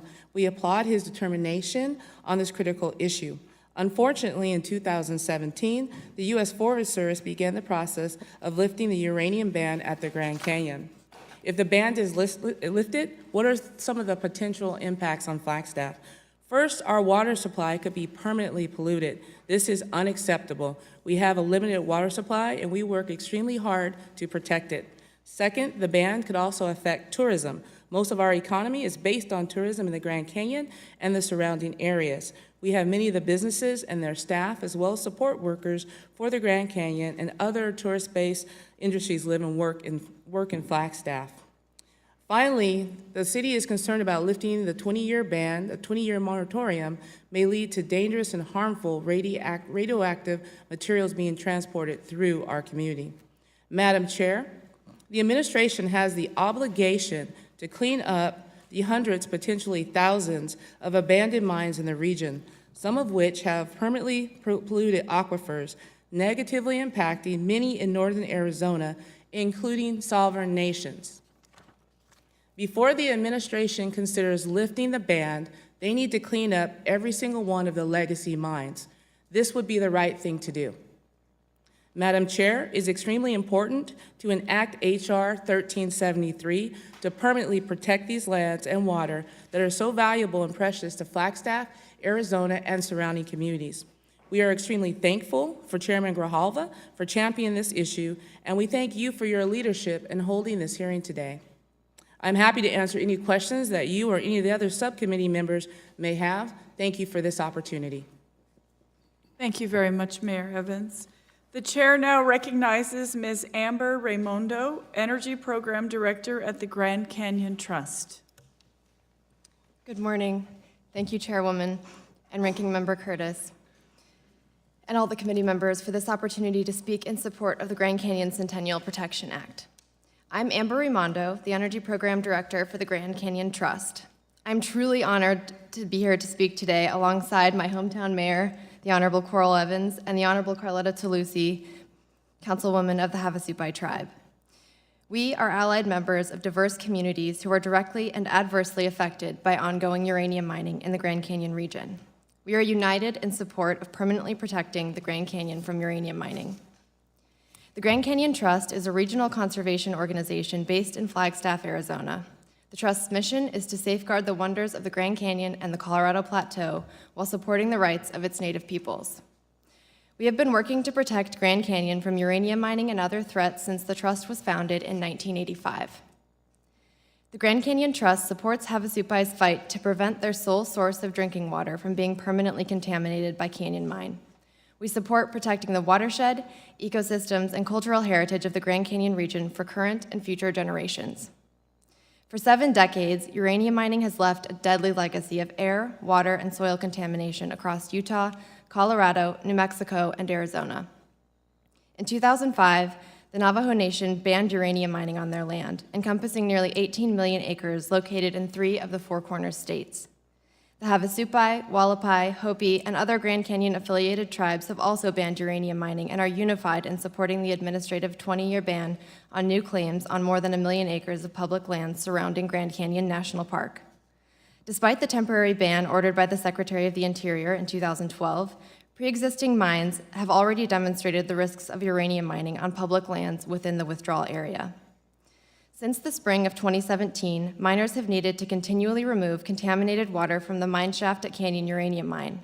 When reopening Pine Nut Mine in 2009, where the mine shaft was supposedly capped and safe from water intrusion, the company discovered that the mine shaft had actually flooded with nearly 3 million gallons of contaminated water that was contaminated by being exposed to uranium ore.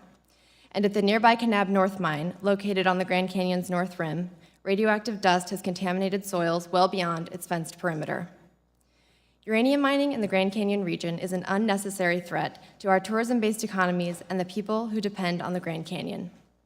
The Grand Canyon Trust supports communities, businesses, and hundreds of education, science, and other organizations that are sustained by the Grand Canyon's enduring assets of clean air and water and by its natural human heritage. The National Park Service recently reported that 6.3 million visitors to Grand Canyon National Park in 2018 spent $947 million in communities near the park. The spending supported 12,558 jobs in the local area and had a cumulative benefit to the local economy of $1.2 billion. Breccia pipe uranium mining supports few and temporary jobs. Permanently contaminating the Grand Canyon threatens the loss of billions of dollars to the backbone of our regional economy. Through the Grand Canyon Centennial Protection Act, we have an opportunity to prevent new uranium mining on 1 million acres of critically important public lands that border Grand Canyon National Park, and in so doing, the opportunity to safeguard the Grand Canyon region and the people, wildlife, and economies that depend upon it. In this Grand Canyon National Park centennial year, we proudly join with citizens of many political persuasions and personal histories to stand with one united voice in supporting the Grand Canyon Centennial Protection Act. In conclusion, we want to thank the Havasupai people for being the Grand Canyon's guardians since time immemorial. We also want to thank Chairman Grijalva for his years of leadership in defending the Grand Canyon. And lastly, we thank the bill's co-sponsors and the majority of Arizona voters who support permanently protecting the Grand Canyon from uranium mining. I'll be happy to answer any questions.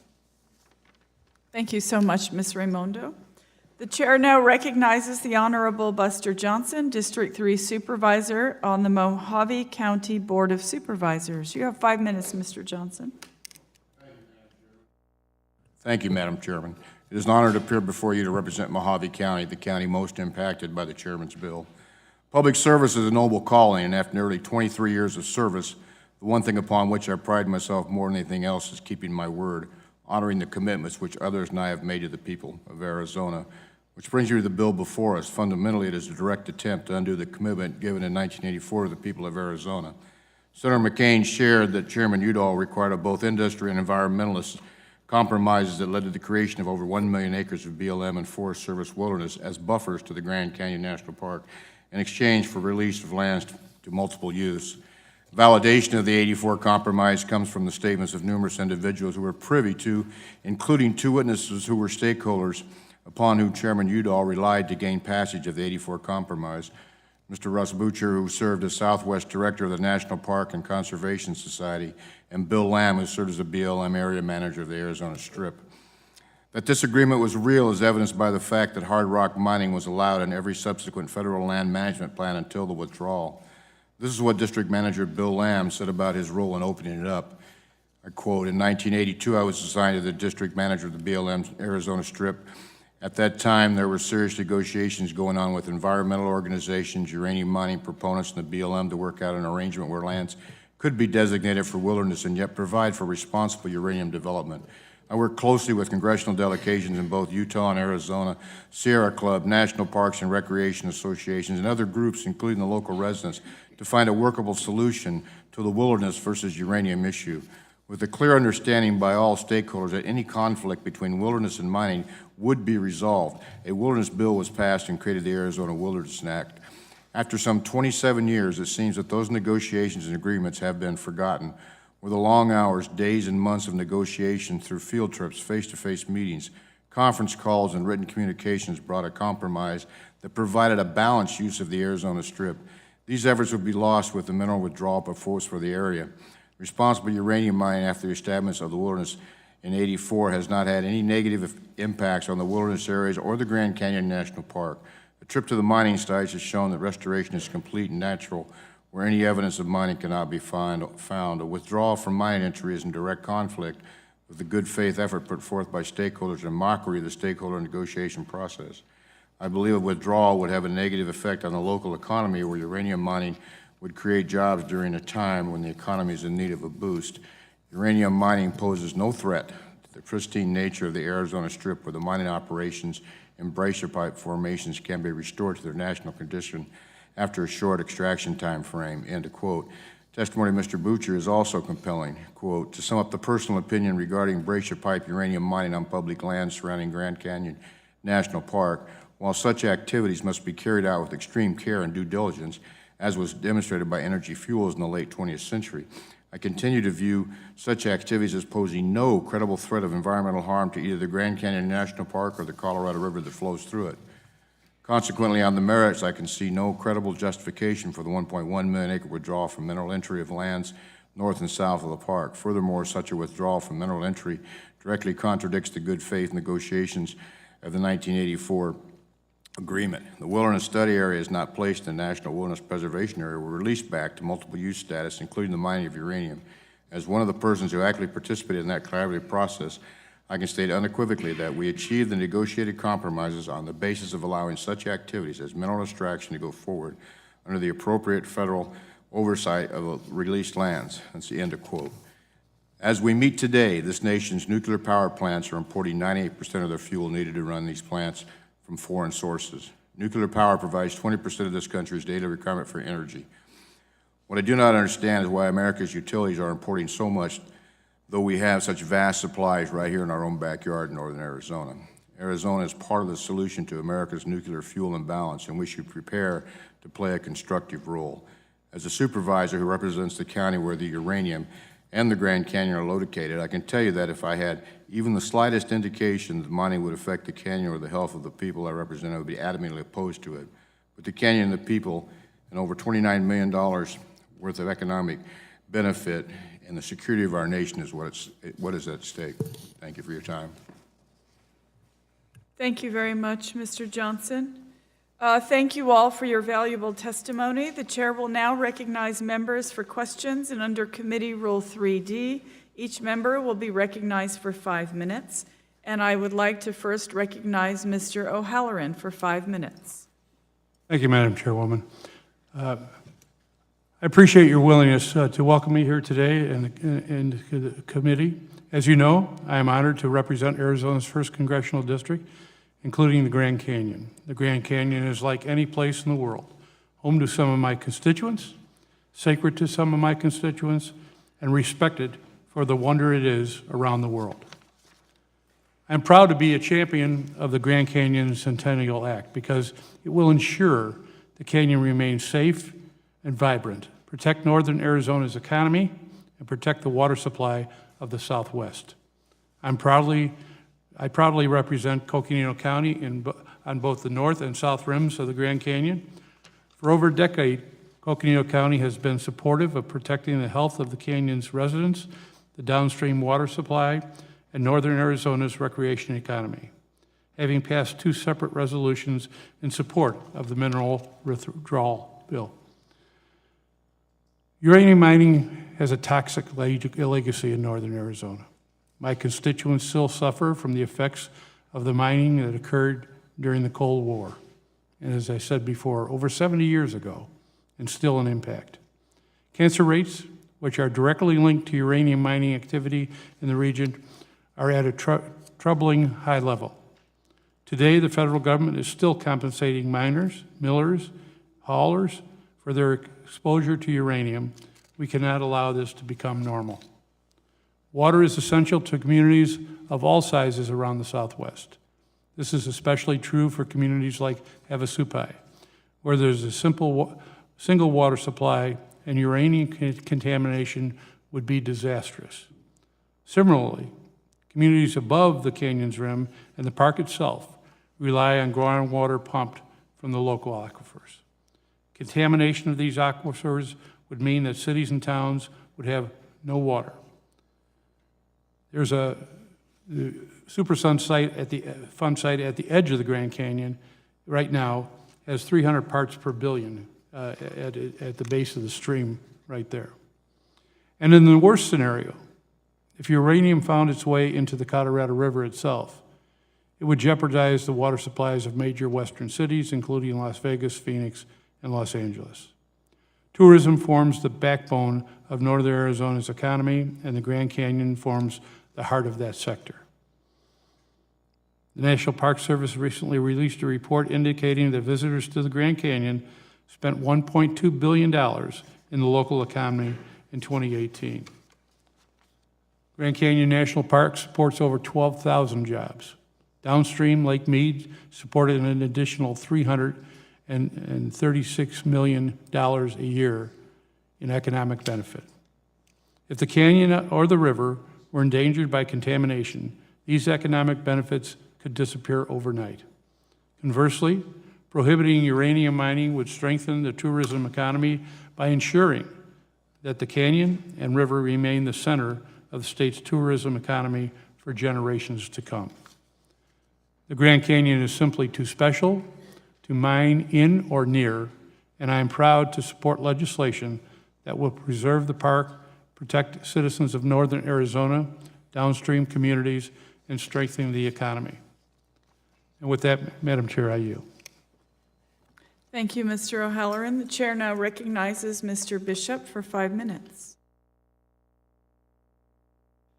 Supervisor Johnson, thank you for coming all the way from Arizona to do this. I understand there are basically 2 congressional districts that would be impacted by this particular piece of legislation, that Mr. O'Halloran has a portion of it, but the majority of the mines would actually be in Mr. Gosar's district. Yes, sir. All right. You're the supervisor of this particular area. I understand there's about 4,000 acres that are not federal land. They're owned by the Arizona State Land Department. Yes, sir. And that the state of Arizona and the land department, at least last time this bill was introduced, had actually done a study as to the effectiveness of the development of these resources and the impact that they would have. Yes, sir. Have you introduced that as part of your written statement? No, I haven't, sir. It would be nice, I mean, there is some time before we get that, if we could get, once again, a copy of what the state of Arizona had said as far as the impact that these potential mines would have. If we could get a copy of that, that would be very helpful. I think it would be part of the record. I will get it for you, sir. What, if those 4,000 acres that are not owned by the federal government were indeed locked up by this particular piece of legislation, what impact would that have on your county? It has a tremendous impact, not only on my county, but on Utah also. Just for the fact that the money that comes from state land goes into the school system, so that's a big bonus there, plus the jobs that are created. A lot of people are talking about tourism being a driving force. Tourism has always been, has worked side by side when uranium was going on there, and actually the biggest concentration of visitors was during the uranium boom. But the jobs from mining are well superior to the jobs from tourism industry. So it's not an either-or situation. It's worked together in the past, and it could work together in the future as well. Yes, One sir. could complement the other. And as you say, the money that comes from these resources actually goes into funding the education system of the entire state of Arizona, just as money comes in from federal lands that helps the entire state of Utah in their education system. What about for emergency services in your county? We get the public land, yes, PILT money comes in that goes to the county that pays for our sheriffs and response crews. So would you lose some money that would go to essential services if the state land was locked up within this area? I don't believe we would on that one, sir, I don't. When we talk about mining, we have preconceived notions, either of what deep shaft mining would doing or open pit mining would doing, and a lot of people think it's open pit. Is the uranium mining process in your area, is that done differently than the traditional open pit approach would be? Yes, sir. It's basically, looks like an hourglass, a big one. It's a small footprint. The footprint of actually the whole process, maybe 10 to 20 acres. They go down beside so if this glass of water was the Brescia pit, they go down beside it and take the rock out from below and then transport it to the mill and then bring back the rock that is of no use for uranium and put it back in the hole. So it's very small footprint. So unlike Kennecott Copper Pit in my state, which is huge, and it's actually enjoyable to look at right now. You can see it from outer space. These will be a small footprint. You go down. Once they have extracted the uranium, then you once again fill it up again. And is it really visible on where that footprint was once it's been reclaimed? No, they have pretty strict laws on the reclamation, and they've taken miners back out who've actually worked in some of these mines, and they can't locate it where it's at after a few years, sir. All right. If I remember right from the years past when we've talked about this particular issue, the state of Arizona did conduct a survey. Did they conclude that there was a danger to Grand Canyon if you do any of this kind of activity? They concluded there was no danger, sir. And no danger to the drinking water, even despite what newspapers in Las Vegas said at the time, there's no danger to the drinking water that would be going down as well? No, sir. And there is uranium naturally occurring in the Grand Canyon, in the Colorado River water. Well, we should get rid of that, shouldn't we? You should try. I yield back. Thank you, Mr. Bishop. The chair recognizes Mr. Grijalva, Chairman Grijalva, for 5 minutes.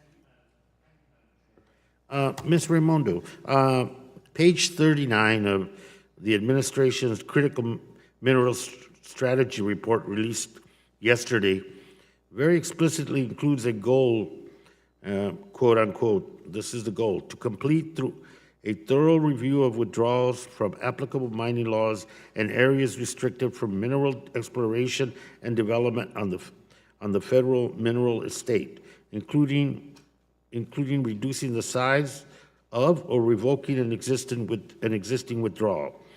I'm concerned that the Grand Canyon withdrawal moratorium would be targeted under this policy, which is one of the reasons that I appreciate so much the Madam Chair expediting the hearings on this. Could you maybe elaborate a bit on why uranium mining near the Grand Canyon does little to address any real or imagined supply concerns that we keep hearing about, that this is? Sure. Thank you, Mr. Chairman. The uranium supplies that are available around the Grand Canyon that are known, recognized as being valid by the federal government, are an extremely small portion of the total amount of known uranium reserves around the entire country. In fact, they're about 0.29% of the entire known mineable reserves in the entire country. Which begs the question that with that limited uranium supply in the area, under any scenario, why take the risk and not? We would agree. I was good, if Councilwoman Toulouse, I was going to ask you, your community, Hopi, Navajo, Intertribal Council of Arizona, American Indian Congress and tribes and nations from across the country have all supported this legislation, the withdrawal in the past, the monument in the past, as a permanent protection for the Grand Canyon. The role and why the presence of Indian country in this discussion, your tribe in particular, why that is something that members of this committee should take into consideration as we go forward in examining this legislation. I believe the support from the subcommittee is very important because we're talking about human life. We're talking about a small population of Native Americans, such as the Havasupai of 776 people still left, and we deserve clean water. That's why it's important. Mayor, community of Flagstaff, beautiful community, and thank you for your hospitality and occasion that I had the pleasure of being there. We talked about the economy, and we talk about the essential role that mining, according to your colleague, plays in the whole economy of the region. Talk a little bit, you mentioned it in your statement, but the tourism, the visitors, and what that means and how that drives not only the revenue for the city, but the employment and other business activities that go on in Flagstaff. Thank you, Chair Grijalva. Tourism is the #1 industry in Flagstaff and the #1 industry in northern Arizona. There's approximately 13,000 jobs in northern Arizona that are directly tied to tourism, and that tourism is directly tied to the Grand Canyon. Lifting the ban, we think will affect tourism. We have several rafting outfits as well as tour operators that conduct business in the Grand Canyon that are based out of Flagstaff. If tourists are reluctant to visit Flagstaff or the Grand Canyon because of the potential exposure or opposition to uranium mining, that will negatively impact some of our businesses and definitely our economy. Madam Chair, as we go forward with this, I appreciate the hearing and look forward to moving the legislation. Yield back. Thank you, Chairman Grijalva. The chair recognizes Mr. Gallego for 5 minutes. Thank you to our witnesses for being here today, and thank you to Chairwoman Holland for calling this hearing. I want to recognize Chairman Grijalva's leadership in introducing the Grand Canyon Centennial Protection Act, which I'm proud to be an original co-sponsor of. This bill is critical not only to Arizonans, but to those who travel from around the country and the world to visit the Grand Canyon, many of whom fly into Sky Harbor International Airport in my district. Even more importantly, however, this bill safeguards Arizona's ecosystems, environment, and a critical watershed used by millions of Arizonans. Councilwoman Toulouse, indigenous communities in particular rely on this watershed as the sole source of drinking water for their people, which is why I'm happy to have Councilwoman Toulouse from the Havasupai tribe here to testify. Councilwoman Toulouse, can you describe your tribe's historical relationship to the Grand Canyon watershed, especially Havasu Creek, and its importance to your tribe's access to clean water? Our relationship to the water goes as far as our name. Havasupai means people of the blue green water. What we do is we farm with the water, and we also sustain ourselves by utilizing the water in ceremonial activities such as the sweat lodge and using it for blessings. And we are also consuming it directly. And that is our main concern, is keeping it clean and keeping it protected.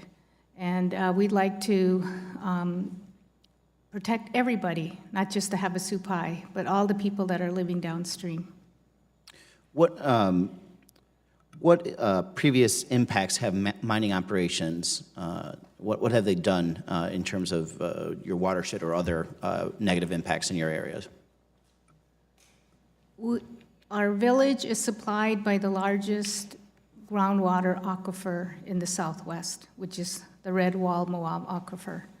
When canyon mines started operating, they started piercing into the aquifer, and it started spraying all over the place, and it's already contaminating animals at the canyon mine site, and it's also spraying into the air, and there's no control over that or monitoring by the mining companies or the Forest Service. And we deeply fear about the further contamination that's going to happen. Okay. If this administration were to succeed in ending the emergency mineral withdrawal around the canyon, what impact could increased uranium mining operations have on Havasupai's tourism economy? The impacts to our tourism economy, if approved, will be beneficial to the tribe. We are not a gaming tribe. We are solely dependent on tourism. And we open our canyon homes to visitors to enjoy our waterfalls, and we'd like to continue to be independent tribe as far as economic development. And we'd like to protect all our visitors. Thank you. Ms. Raimondo, many arguments against a permanent mineral withdrawal rest on the claim that uranium can be mined safely, posing no threat to water resources. In your experience with this sort of mining, can a guarantee that water will not be contaminated, can they make that guarantee? Can you name any examples of mines in this region or beyond where this has not been the case and water resources were impacted? No, the short answer is that they cannot guarantee that in the Grand Canyon region, namely because there's not required groundwater monitoring at every mine site. And so if groundwater contamination were to occur, or perhaps already has occurred from a mine that operated in the 80s, it's very possible that we just wouldn't know about it because we don't have adequate monitoring systems in place. And is there any historic example of some type of groundwater contamination that occurred from a mining operation in your memory? Yes. An older operation was the Orphan Mine on the South Rim, and there is very likely contamination of Horn Creek due to that operation. And then on the North Rim, pretty recently, Pine Nut Uranium Mine had been on standby for a couple of decades, and during that time, the mine shaft was thought to be safely capped, and no water infiltration was supposed to happen. Unfortunately, in 2009, the mining company went back to reopen that mine, lifted the cap, and found 3 million gallons of radioactive water, surprise, inside of the mine shaft. And to your memory, was there, at that point, while they were going through the permitting process, any guarantees that there would be no way that this could be contaminated? I think the mining companies have said that, but nobody knows, so they can't say that with truthfulness. Thank you. I yield back. Thank you, Mr. Gallego, and I will recognize myself for 5 minutes. Thank you all so much for being here today. We appreciate you taking this time. Councilwoman Lucy, proponents of extraction and mineral development often highlight the economic benefits that these activities generate, but experience tells us that dollars and jobs aren't reflective of the true costs of these activities, which include lasting impacts to public and individual health, as well as land, air, and water quality. Excuse me.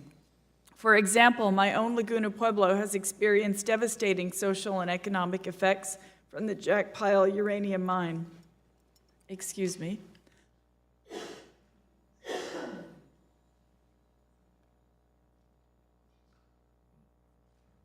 As an elected official of a tribe that has lived in and around the Grand Canyon for hundreds, if not thousands of years, including the time since this area has been targeted for uranium mining, can you speak to how the Havasupai have been impacted by mining in this area?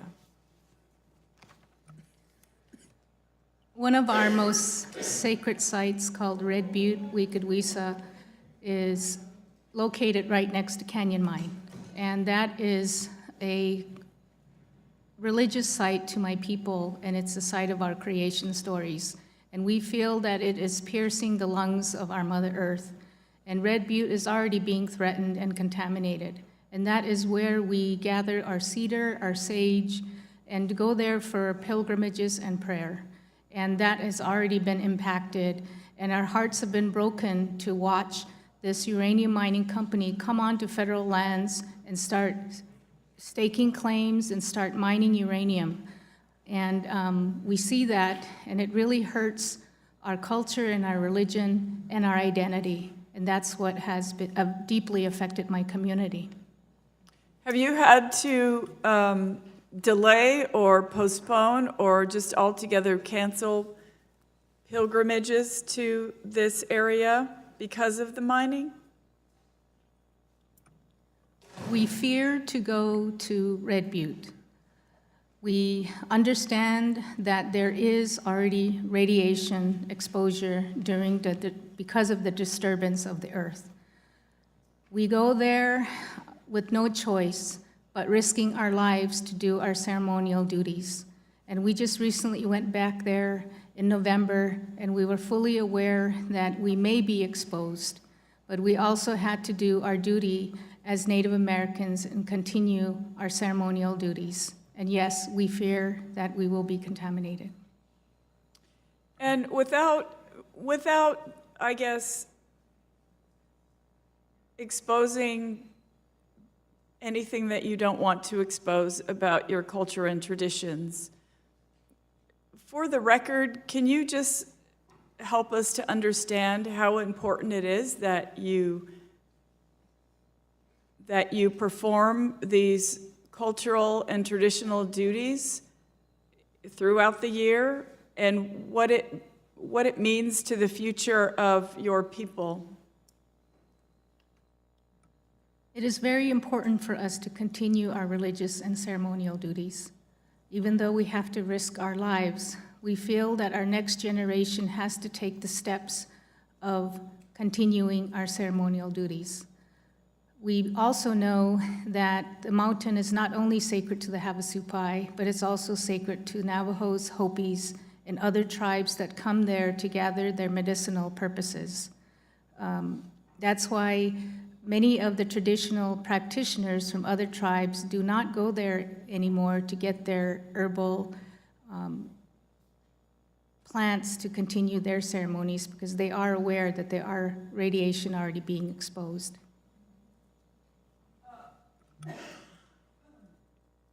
Thank you. One last question. In light of the impacts that we've kind of discussed here today, the impacts of uranium mining, why is it particularly important that the federal government engage in consultation with tribal communities that will be impacted by these decisions? And do you feel that it's enough? Canyon Mine was grandfathered in as a claim in 1980s. They are currently operating on a 30-year mining operation plan. During that time, we were not consulted, and we're still not consulted along with the neighboring tribes. Canyon Mine does exist there because it was already grandfathered in. And that is why we are very concerned that tribe sovereignty is not being recognized, and that our tribal governments deserve to know what is happening on our Aboriginal territories, and there needs to be further consultation on Canyon Mine specifically. Thank you, Councilwoman, and I yield my time, and the chair recognizes Mr. Gosar for 5 minutes. Thank the chair. Supervisor Johnson, in your testimony, you discussed the landmark passage of the 1984 Arizona Wilderness Act and the historic bipartisan cooperation that ushered it through Congress. What significant stakeholders were also at the table when this legislation was formulated? Were environmental groups there? Yes, sir. Can you elaborate which ones? Look back at my notes, but I don't have all the lists of them. Take up too much of your time here. Well, let's go on to the next All one. right. Now, within this withdrawal area, there's 4,204 acres of state-owned land. Is that true? Yes, sir. How about the 19,000 acres of private land? Is that true? Yes, sir. Interesting. And most of these mine sites are in Coconino County or Mojave County? Mojave County. Are they close to the edge of the Grand Canyon?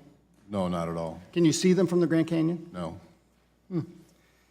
Now, what type of method of mining actually happens? Is this one of those big open pit mines that, like they use with copper that you see down in southern Arizona?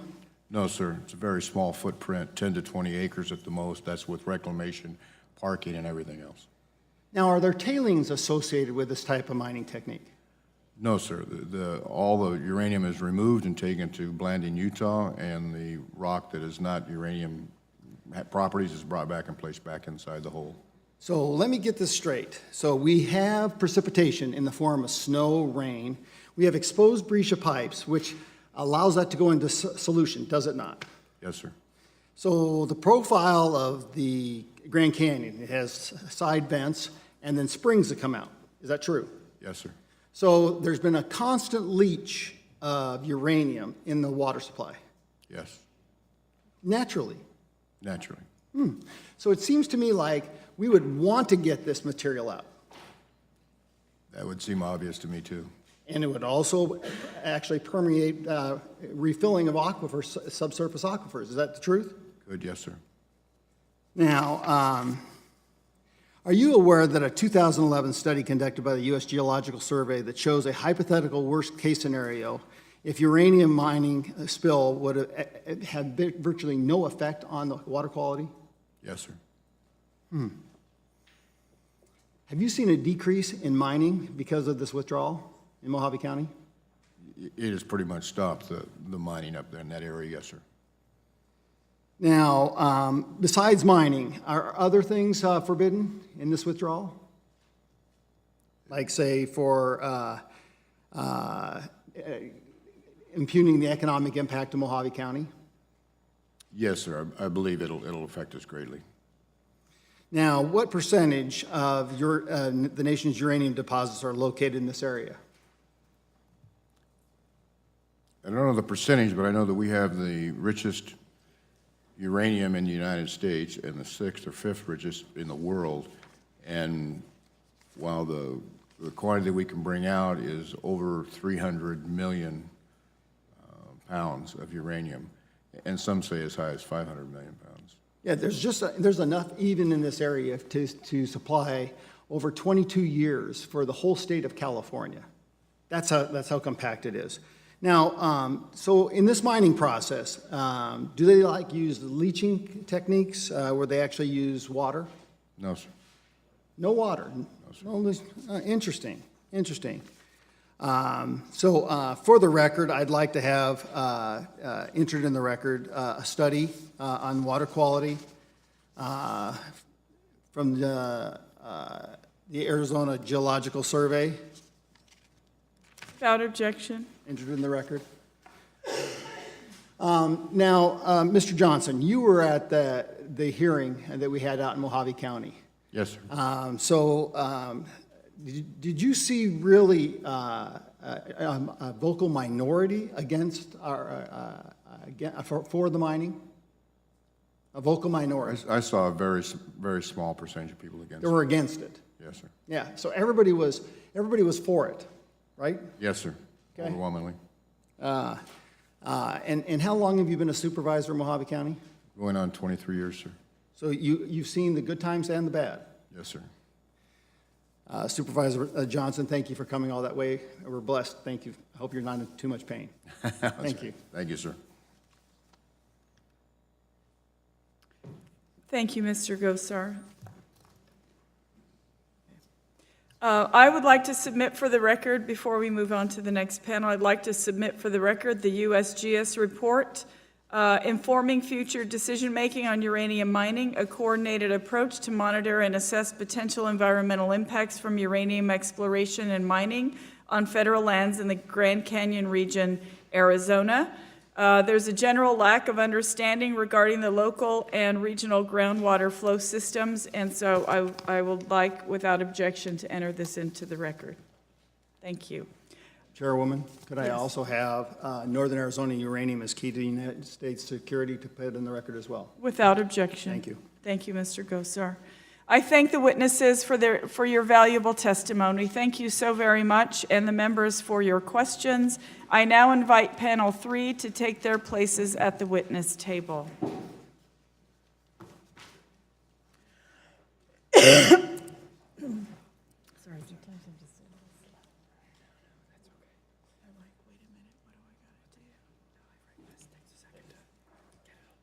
Yeah, like my gears are changing. Gears are my-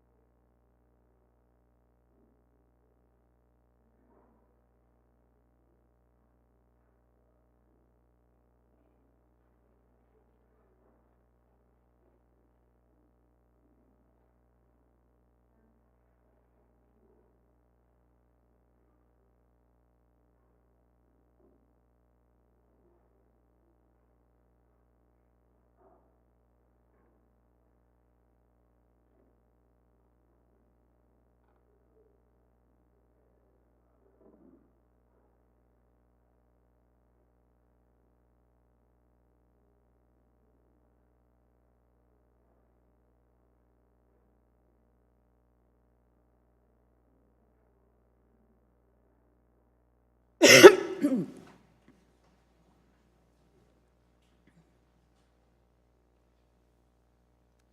I need to read? Okay.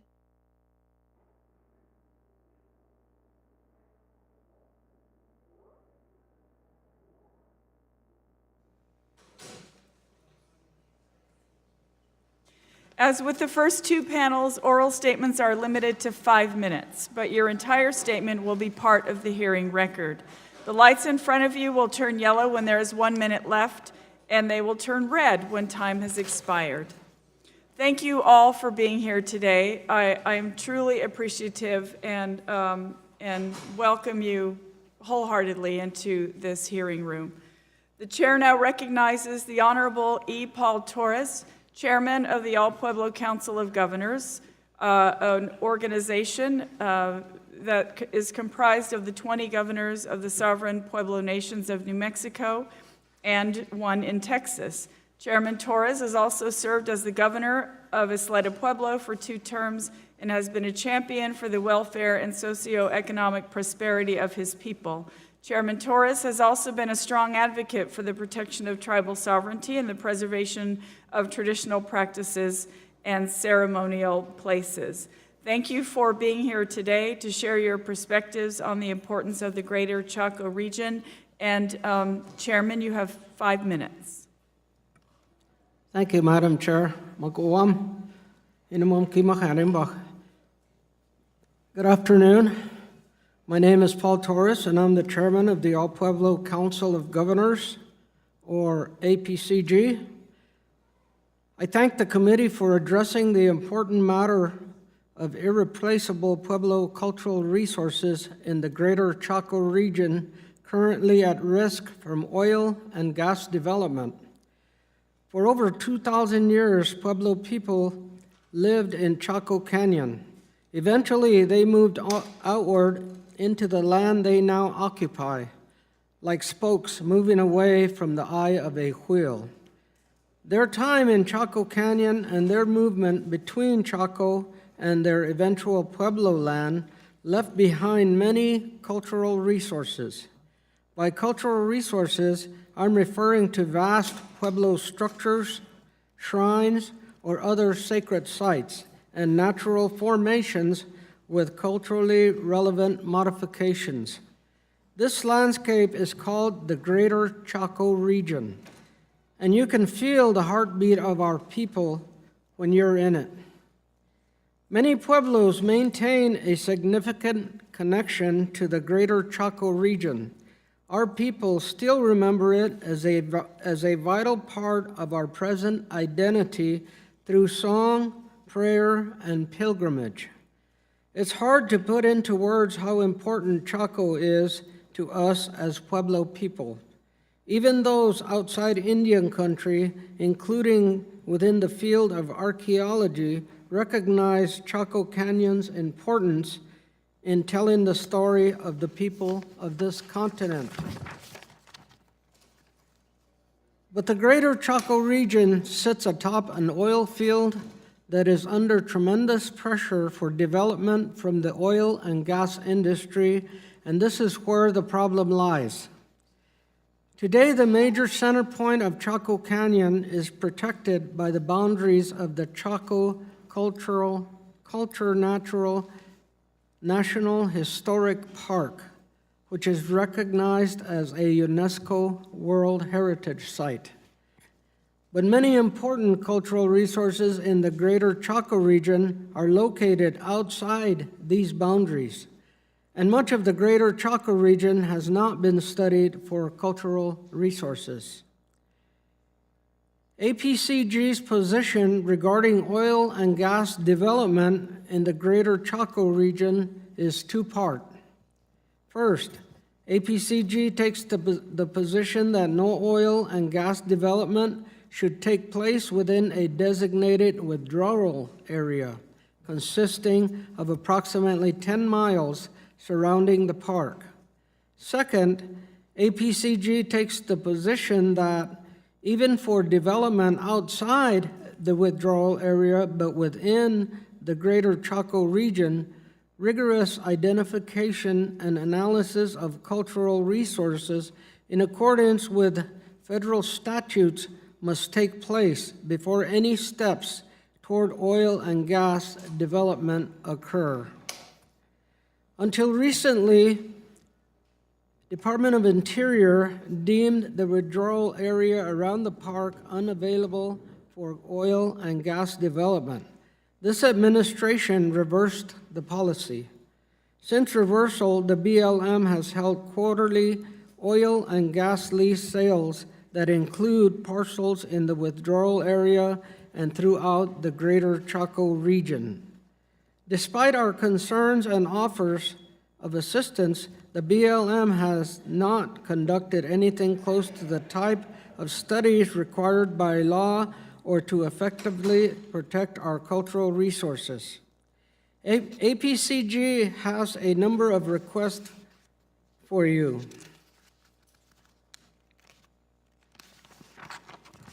First, this committee has before it the Chaco Cultural Heritage Area Protection Act, which would legislatively remove federal land in the withdrawal area from future oil and gas development.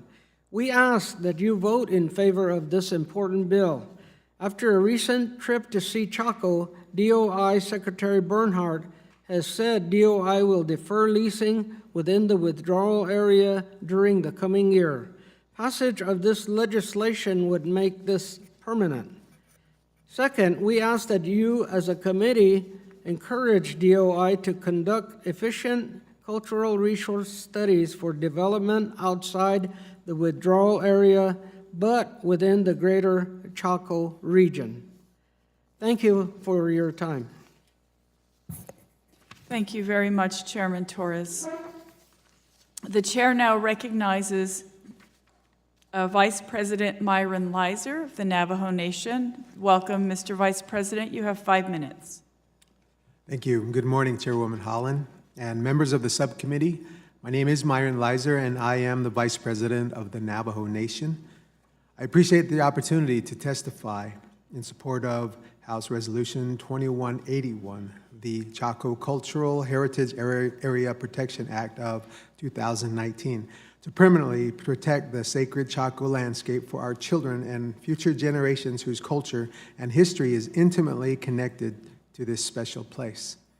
As Native people, we are connected to the land, and it is important to preserve sacred landscapes. Chaco Canyon is a very special place. It is truly impressive, with stone walls standing at least 30 feet into the sky, large round kivas in every great house, and thousands of artifacts dating back thousands of years. It is also widely understood that the Chaco Canyon region was a special gathering place where many indigenous peoples and clans converged to trade and share goods, stories, ceremonies, traditions, and knowledge. Aside from Chaco's contributions to the field of archaeology and history, this place is sacred and deserves permanent protection. It is important that we continue to protect sacred sites and places like Chaco so indigenous people can continue to teach and share their history. Oftentimes, our culture and stories are told through landscapes such as Chaco. The knowledge held by the land, structures, and artifacts need to live on for future generations. For many tribes in the greater Chaco region, this place holds great cultural significance.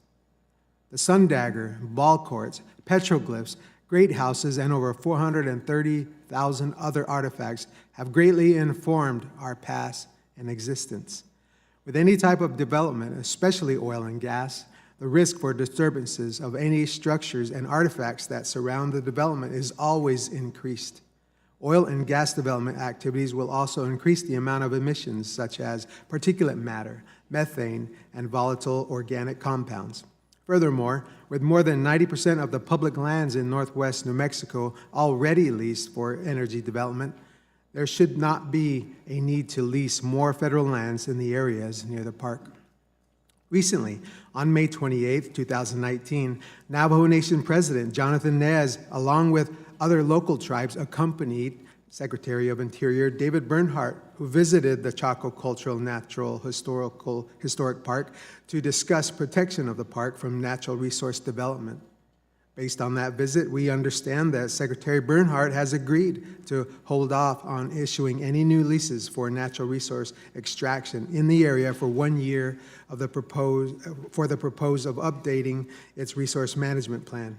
We applaud the Secretary's decision. However, we also need to have a more permanent solution provided by House Resolution 2181 and Senate Bill 1079.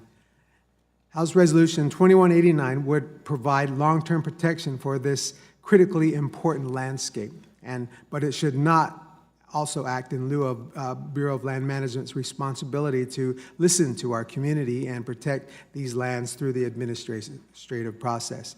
President Nez and I also want to make clear that we oppose any talk of potential uranium mining in the area, and we want to make sure that it cannot be developed. Uranium mining has been detrimental to the Navajo people, and we want to make sure that it does not harm anyone again. Navajo law also supports a moratorium on uranium mining, processing, and transportation activity on the Navajo Nation. For the protection of the cultural, historic knowledge, public health, and our environment, the Navajo Nation supports the Chaco Cultural Heritage Area Protection Act, sponsored by Congressman Ben Ray Lujan, as well as Senator Udall's companion Senate bill. The Greater Chaco region is a living landscape meant to be accessible for tribal communities to support the continuance of cultural practices vital to our present identity. The bill also protects the land, structures, and environment from any unanticipated adverse effects associated with unchecked oil and gas development in the region. I appreciate the invitation and the opportunity to testify before the committee.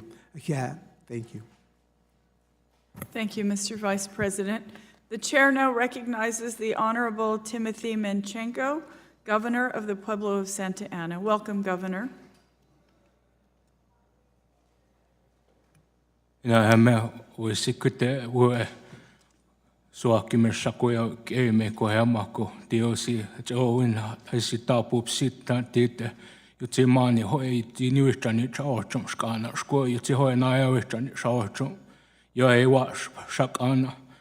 Koahina haaste chayatiak nuemita sutrus suanana kairjono yuti shipap hati auteteamune okaimashe homayani hotutre trutse hotutre amat ekwe diomani treka tawaverska trutse hatsomaik tuke hiawa chano erskaya tske hakea nutekua sutrus kuyae hati wash shakana haina taatan sutrahan sutrai keme Häjätiak saiwa juokjane. Asta suonana kairjana shama juoksutekkuja tikkino. Atsomaik haatti hona chahaastich. Aina taat ane. Kohe amakku numasse või nuuja või nutiomani treikat jutiuskaya trutseeskaya amatteikkuja. Kun mä paatu jugna tyteamune vasp shakana. Nahisi sutsaasiuist. Nahisi tutsajavinskat. Vasaani haisi sutsuoitsa tikkino.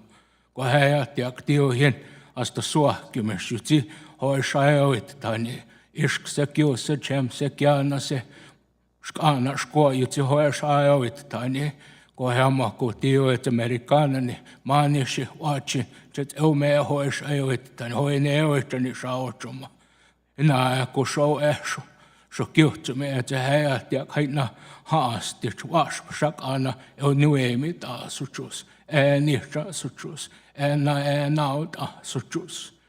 Thank you, Madam Chair, members of the committee. I appreciate the time and the opportunity to be able to speak in my comments, in my language. That's the total importance of our identity. Language is an identifier, a total identifier for Native people, and not only Native people, but Indigenous people, the minority people around the world. I talked about emergence, how we were led, our stories of migration, the patterns, the pathways of how we made it to Chaco Canyon. And from that point, tribes split, separated, but we still were led by leadership, spiritual, traditional leadership, regardless of how far our settlements have taken us, we still have a tie. We still have our heart with Chaco Canyon.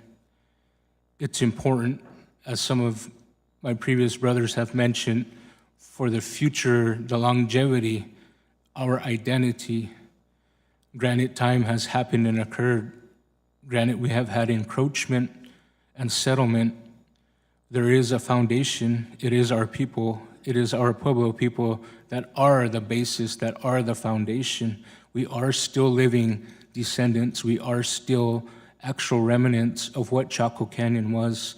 Visit any pueblo in New Mexico, speaking for Santa Ana Pueblo, you can see the patterns of the buildings, the structures, the way they are built, the way they are designed, the representation of the kivas that are also found in Chaco, as well as Mesa and other outliers. Today we're here to talk about HR 2181 and the definite need for this bill to be implemented for permanent protection. As with APCG and their comments, and part of being part of APCG, we do support what APCG has proposed and presented. The 10-mile buffer needs to be protected almost immediately, if not yesterday. It is important, for we don't know the facts. We don't know the aftermath. For example, sometimes there are concerns of seismic activity for proposed and potential fracking. We don't want to open that little bit of Pandora's box to see what those aftermath and after effects are. Curiosity, as they say, is what killed the cat. We don't want to be curious. We want to know, and we want to do what we know is right immediately for the future generation of our people, so they can continue to have their identity, to understand and to know where they came from, where they settled, and what direction they need to continue forward in the future. Thank you for the opportunity to speak. Thank you very much, Governor. The chair now recognizes Mr. Samuel Sage, Community Service Coordinator of the Counselor Chapter House. Mr. Sage. Thank you. Chair Holloman, and also Chair Grijalva. Thank you for this opportunity to share with you why I support HR 2181, Chaco Heritage Area Protection Act of 2019. I also appreciate the collaboration with all Pueblo Council of Governors and the Navajo Nation ensuring that tribal trusts and allotment lands within the 10-mile buffer are not impacted. My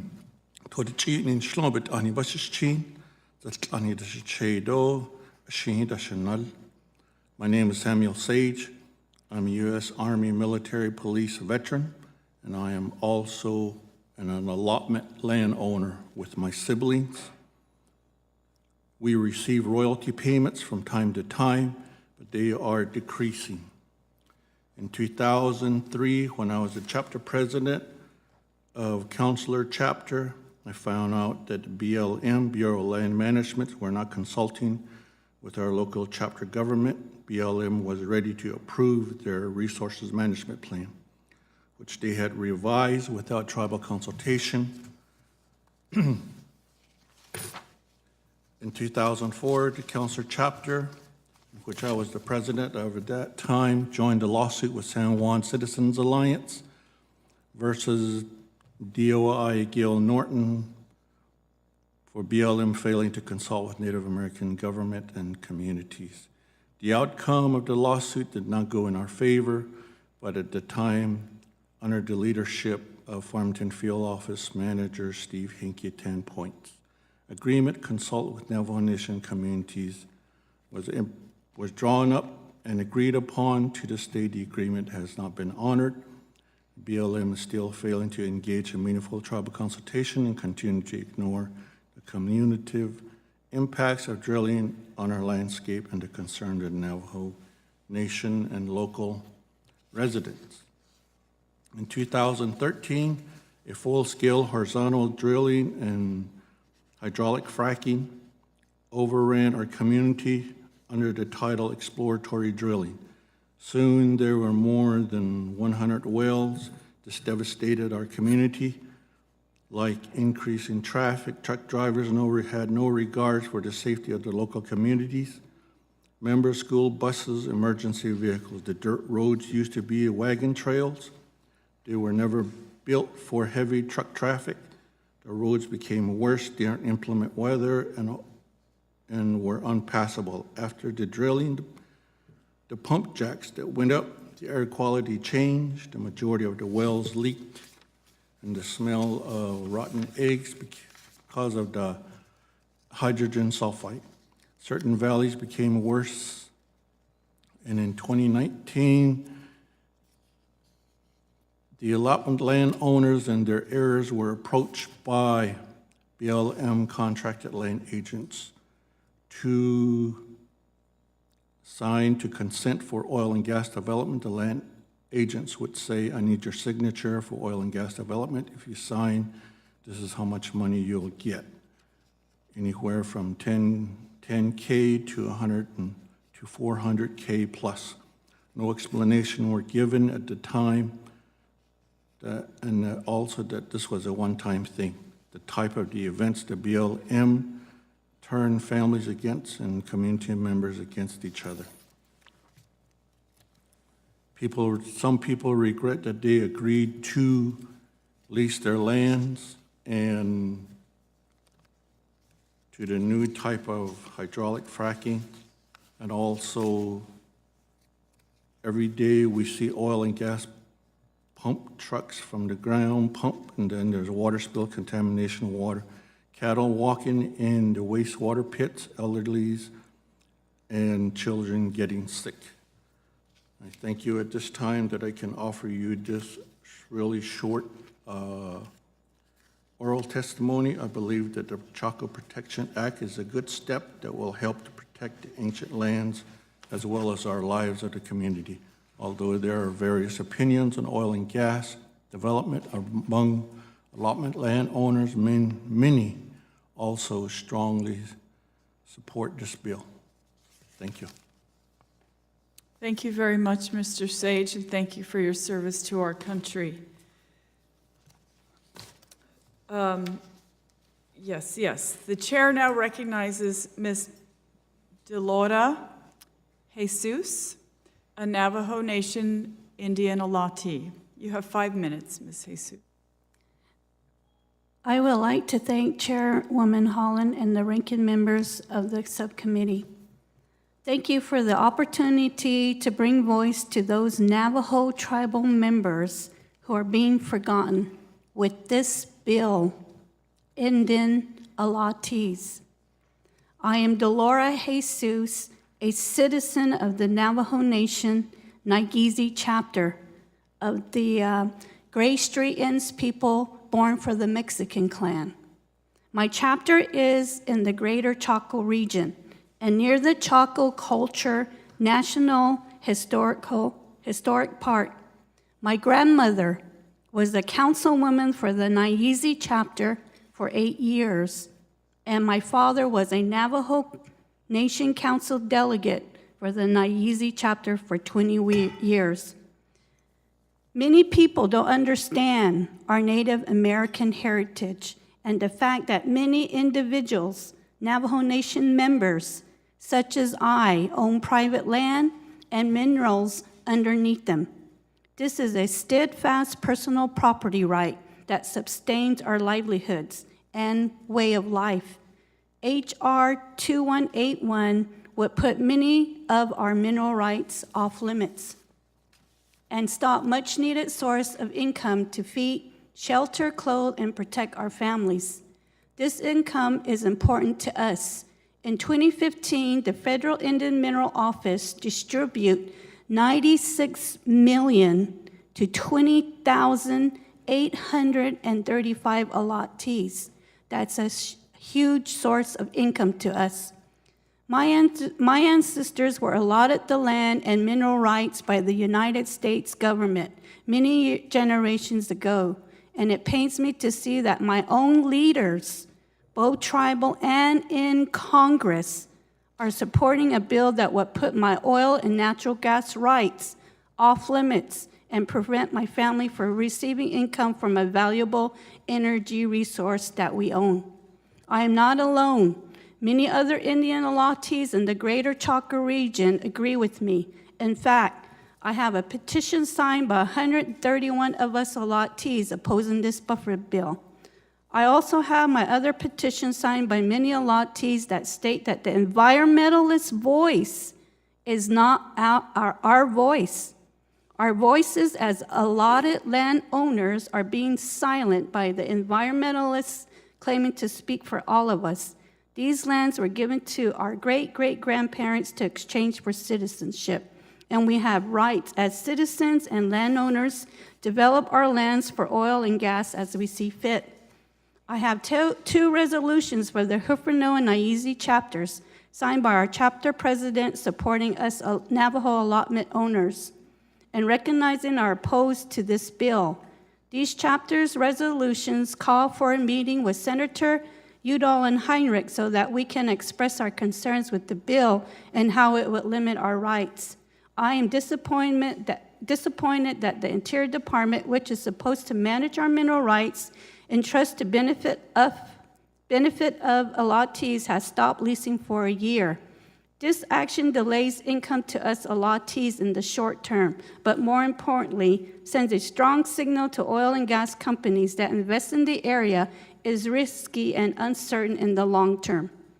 I have been participating actively in the resource management planning process, which is under pressure from the environmentalist groups and others opposed to the responsible of oil and natural gas development in the area. I continue to feel that the Department of Interior and member of Congress are ignoring the voice of Indian allottees and listening only to the environmental groups like the NECAR and outside groups that will keep oil and gas from being developed. Besides not being realistic, it would deprive my family of income to sustain our way of life. Our voices must heard equally along with the environmental specialists, interest groups. In fact, the Interior Department's trust and responsibility, our voices should carry more weight than the outside special interests, but that is not in this case.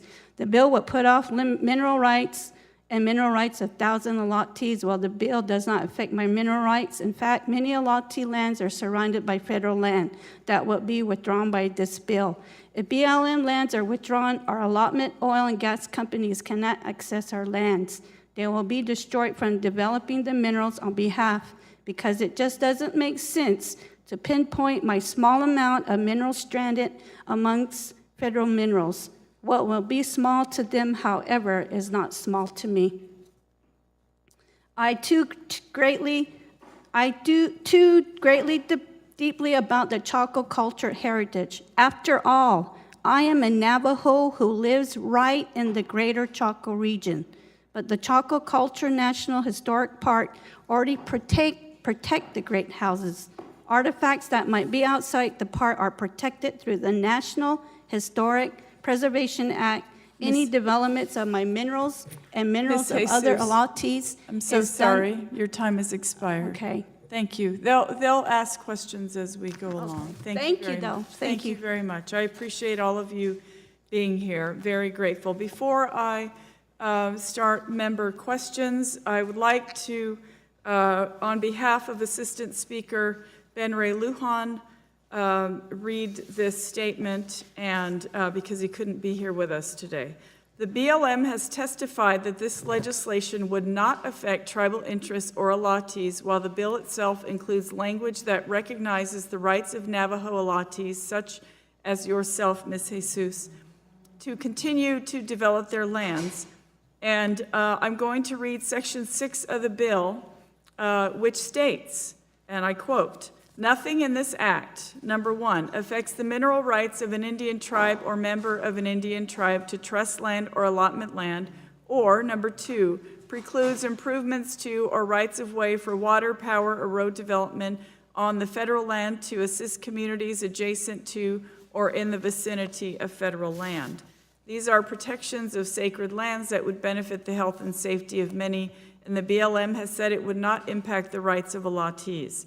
This legislation would only withdraw over 900,000 acres, but would only withdraw 316,076 acres of oil, natural gas, coal, and other minerals. The remainder of these minerals in this area are owned by private, state, and tribal entities and are not changed by this legislation." And without, thank you. Yes, we'll enter that into the record without objection.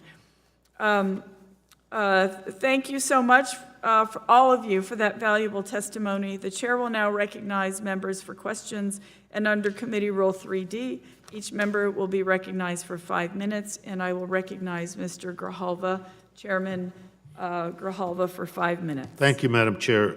Let me, if I may, and thank you all of you for coming, and again, thank you for hospitality when we visited Chaco.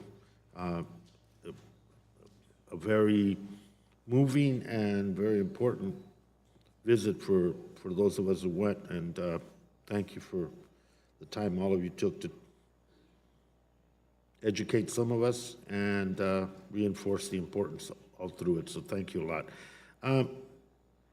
Chairman Torres or Governor Manchago or Mr. Vice President Leisner, I don't know if you were part of the meeting with Secretary Bergkamp, but I was at that meeting. What could you relay, either one of you or all three of you, the sense that you have from that meeting and the fact that there's a pause for a year on any further development around Chaco?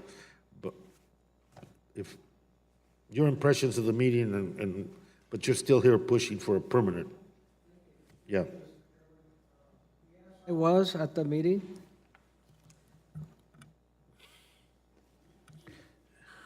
Yes, I was at the meeting with Secretary Bernhardt and Senator Heinrich, along with 4 other tribal leaders. And I thought that the meeting went well, and I was happy that Secretary Bernhardt did that moratorium for a year because it's a start. We've been addressing this Chaco issue for years and years, and at least we've made a dent in it in one way, so we're happy for that. I think it should be noted too that in the big lands package that was passed at the beginning of this year, the Yellowstone Gateway was withdrawn for protection from mineral extraction. The Mattole Valley in Washington State withdrawn for mineral extraction, and those are public lands. So my point being that this is not something that we're creating a precedent here. This has been done, and that's why the application to this case at the Grand Canyon, is so important. It's something that's been done in the past. All of you mentioned identity, both the significance. as a sacred site for Chaco, and also the significance of identity for members. If any one of you would care to just elaborate a little more on that, because I think people think we're just talking about an abstract piece of old building when we're not. We're talking about something much more profound and deep, and I think that needs to be stated. Thank you for the question, Chairman Grijalva and members of the committee. So identity is understanding who we are as indigenous people, particularly for the Pueblos. We teach our children at an early age customs, practices, traditions. The identity spans to a place of emergence in our stories, emergence, pathways, migrations. We understand where we came to places of settlement, why we settled there, and why we migrated and moved forward. We come to a new era, a new age where we have permanent settlements now. They're no longer temporary. But that identity, the correlation with Mesa Verde, Bears Ears, Chaco Canyon, smaller outliers, and current settlements such as our Tamaya village at Santa Ana Pueblo, the identity and the relation is our pattern of building, our use of structure. At one point in time, it's been said and identified to have had a mother language. The Keres-speaking people are a unique language that have no linguistic ties to outer regions or outer areas. We all talked, we all shared, we all equally lived on a daily basis, and we still have that consideration, that need, that desire and practice for community, to be one, to know each other, to wake and sleep with each other, to make sure we understand that our actions from the previous day or the day of carries on to the next day. We all dwell with one another. We're all brothers and sisters. That's the type of cultural and humanitarian identity that we try and we strive to provide to our younger generation for the future. Thank you. Madam Chair, before I yield back, I just want to say that these two pieces of legislation address something that I'm sure we'll continue to debate to some extent in this committee, but the fact of the matter remains that with Chaco Canyon, this is about preserving a sacred site, yes, primarily, but it's also about preserving for this nation and all of us an understanding of what our identity is in relationship to our nation and to our country. It's vital. It's profound, and it needs to be preserved. I'm glad we have a one-year pause. I think this gives us the opportunity to make it permanent. And with regard to the Grand Canyon, sometimes I want to rip my hair out and yell, "It's the Grand Canyon, stupid!" I mean, you can't jeopardize this resource that belongs to, that has all these crossovers from indigenous people to the reliance on that source, water, to bring life to 40 million people in this country, and to jeopardize it because of primarily an agenda that is driven more by greed than by need, I think is a mistake. So I appreciate it very much, Madam Chair. Thank you for the hearing, and look forward to working with you in moving these items. I yield back. Thank you, Chairman Grijalva. And the chair recognizes Ranking Member Curtis for 5 minutes. Thank you, Madam Chair. Thank you to all of our witnesses for being here. I'm going to direct my questions primarily to Ms. Jesus. Am I correct in assuming that you and your peers are opposed to this bill, not because you don't care about Chaco culture or the land that your family's been on for decades, but because of your rights as a private landowner? Correct. What options, if any, does this bill leave for you to access the minerals that are rightfully yours? We cannot access our minerals because of the surrounding lands that are near our allotment lands. the bill specifically says that the prohibition of leasing and development applies only to federal lands, not tribal lands. Won't your land and the lands of the other allottees still be available for leasing and development?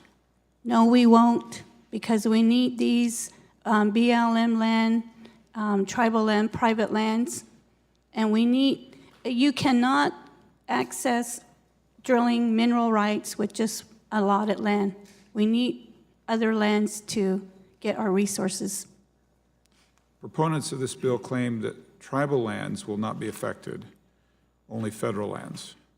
But if what they say is true, that development on federal lands will harm cultural resources and air quality near the park, then why is development fine on Indian lands, not on federal lands? Is development done any differently on your lands compared to federal lands? No. That's very good. Thank you, and thanks to all of you. Madam Chair, I yield my time. Thank you, Ranking Member Curtis.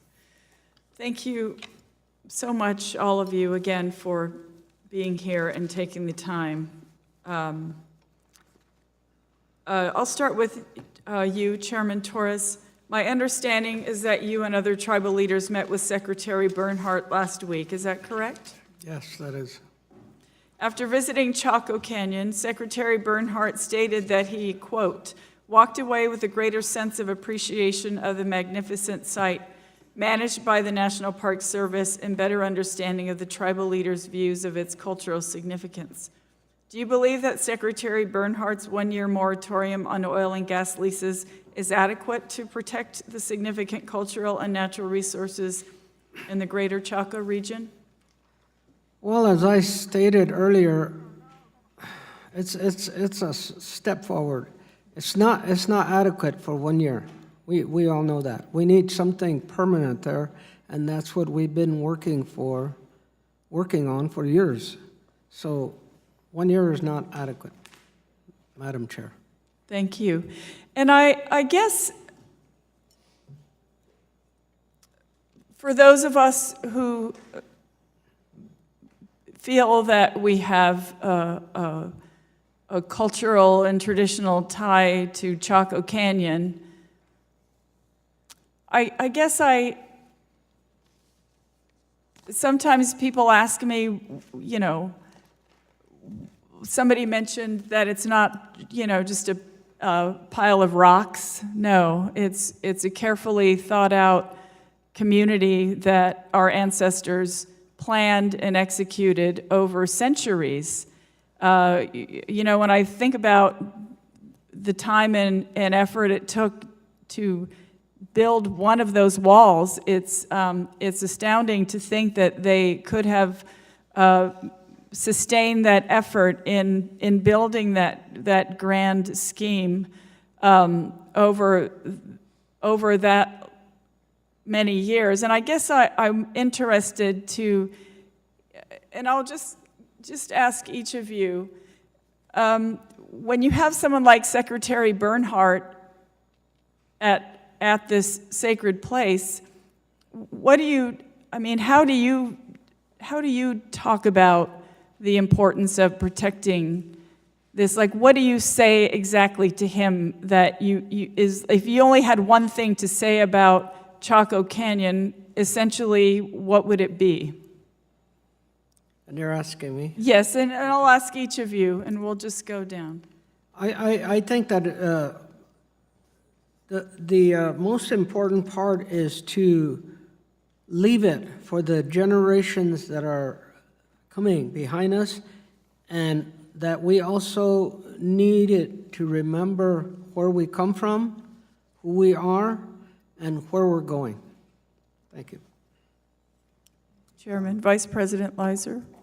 Madam Chair, thank you. Thank you for that question and the opportunity to respond. I believe, and I wasn't present there, our Honorable President Nez was there, and maybe to some, Secretary Bernhardt's response was surprising, but I think he saw the need, and those of us, or those of the people that were not innate to this culture, they use the words magical and uplifting and positive and energy. But I think for our people that are innate to this this site. The need to protect it is, well documented in our laws, our preservation. I'd like to offer preservation of the voices of the past to teach us of our future, to further echo Honorary Torres's words here.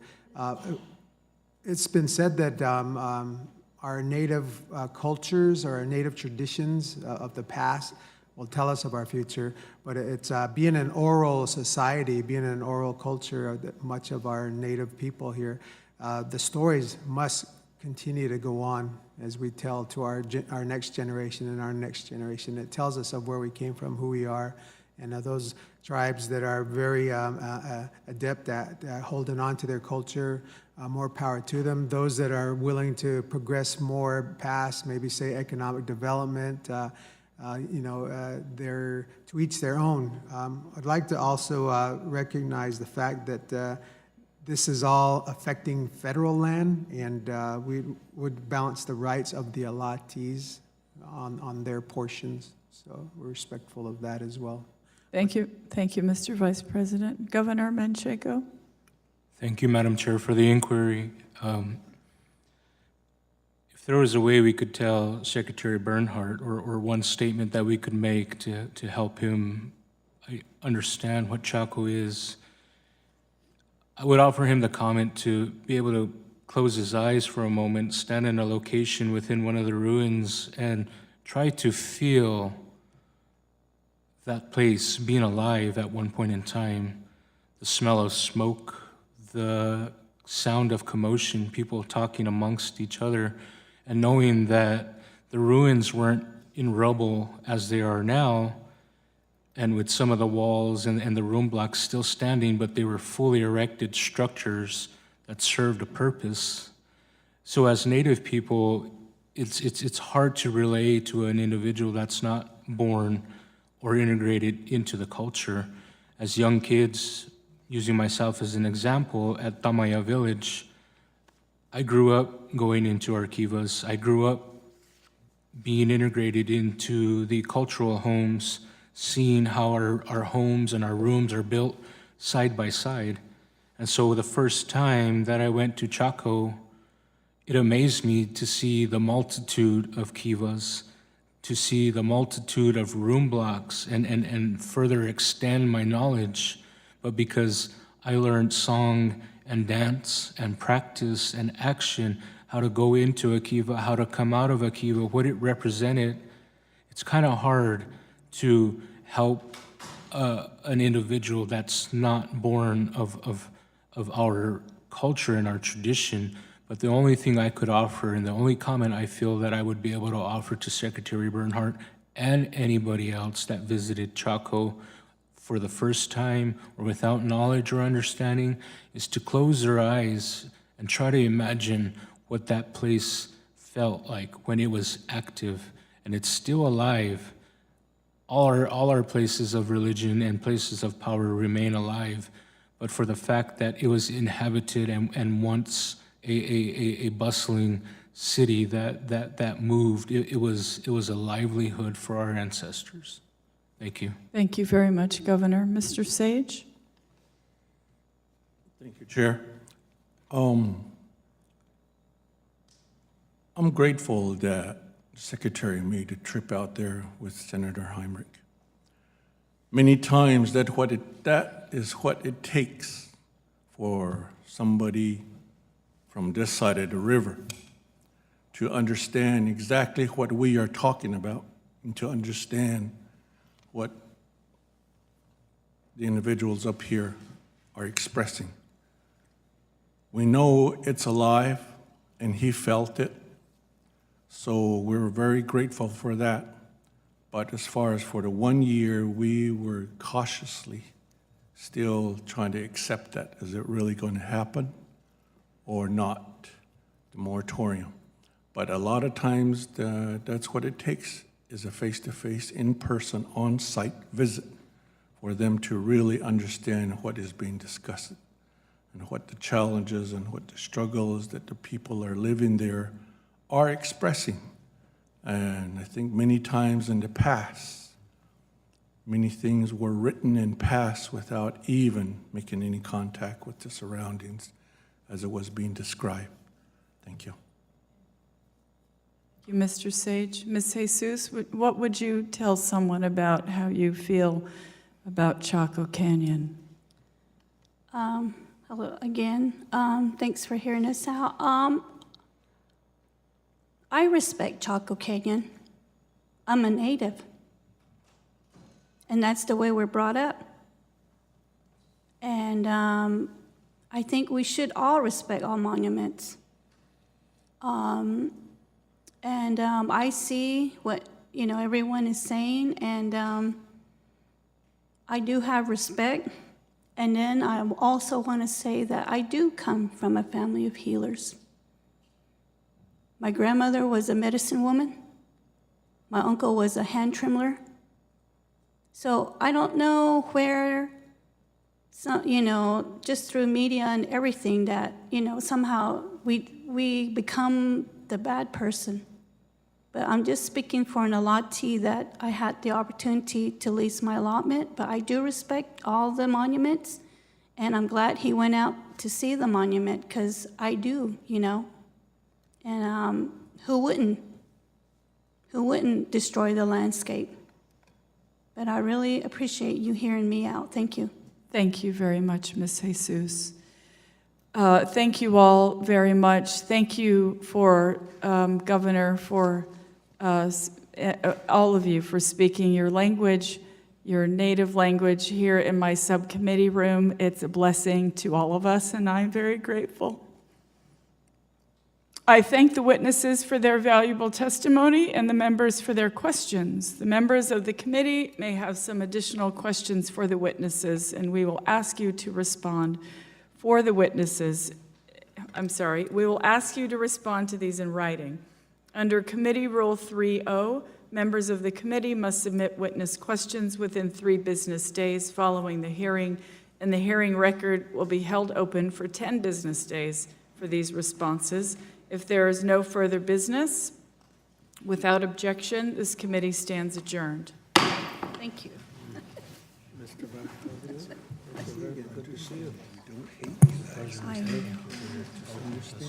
Okay. It's just some stuff. You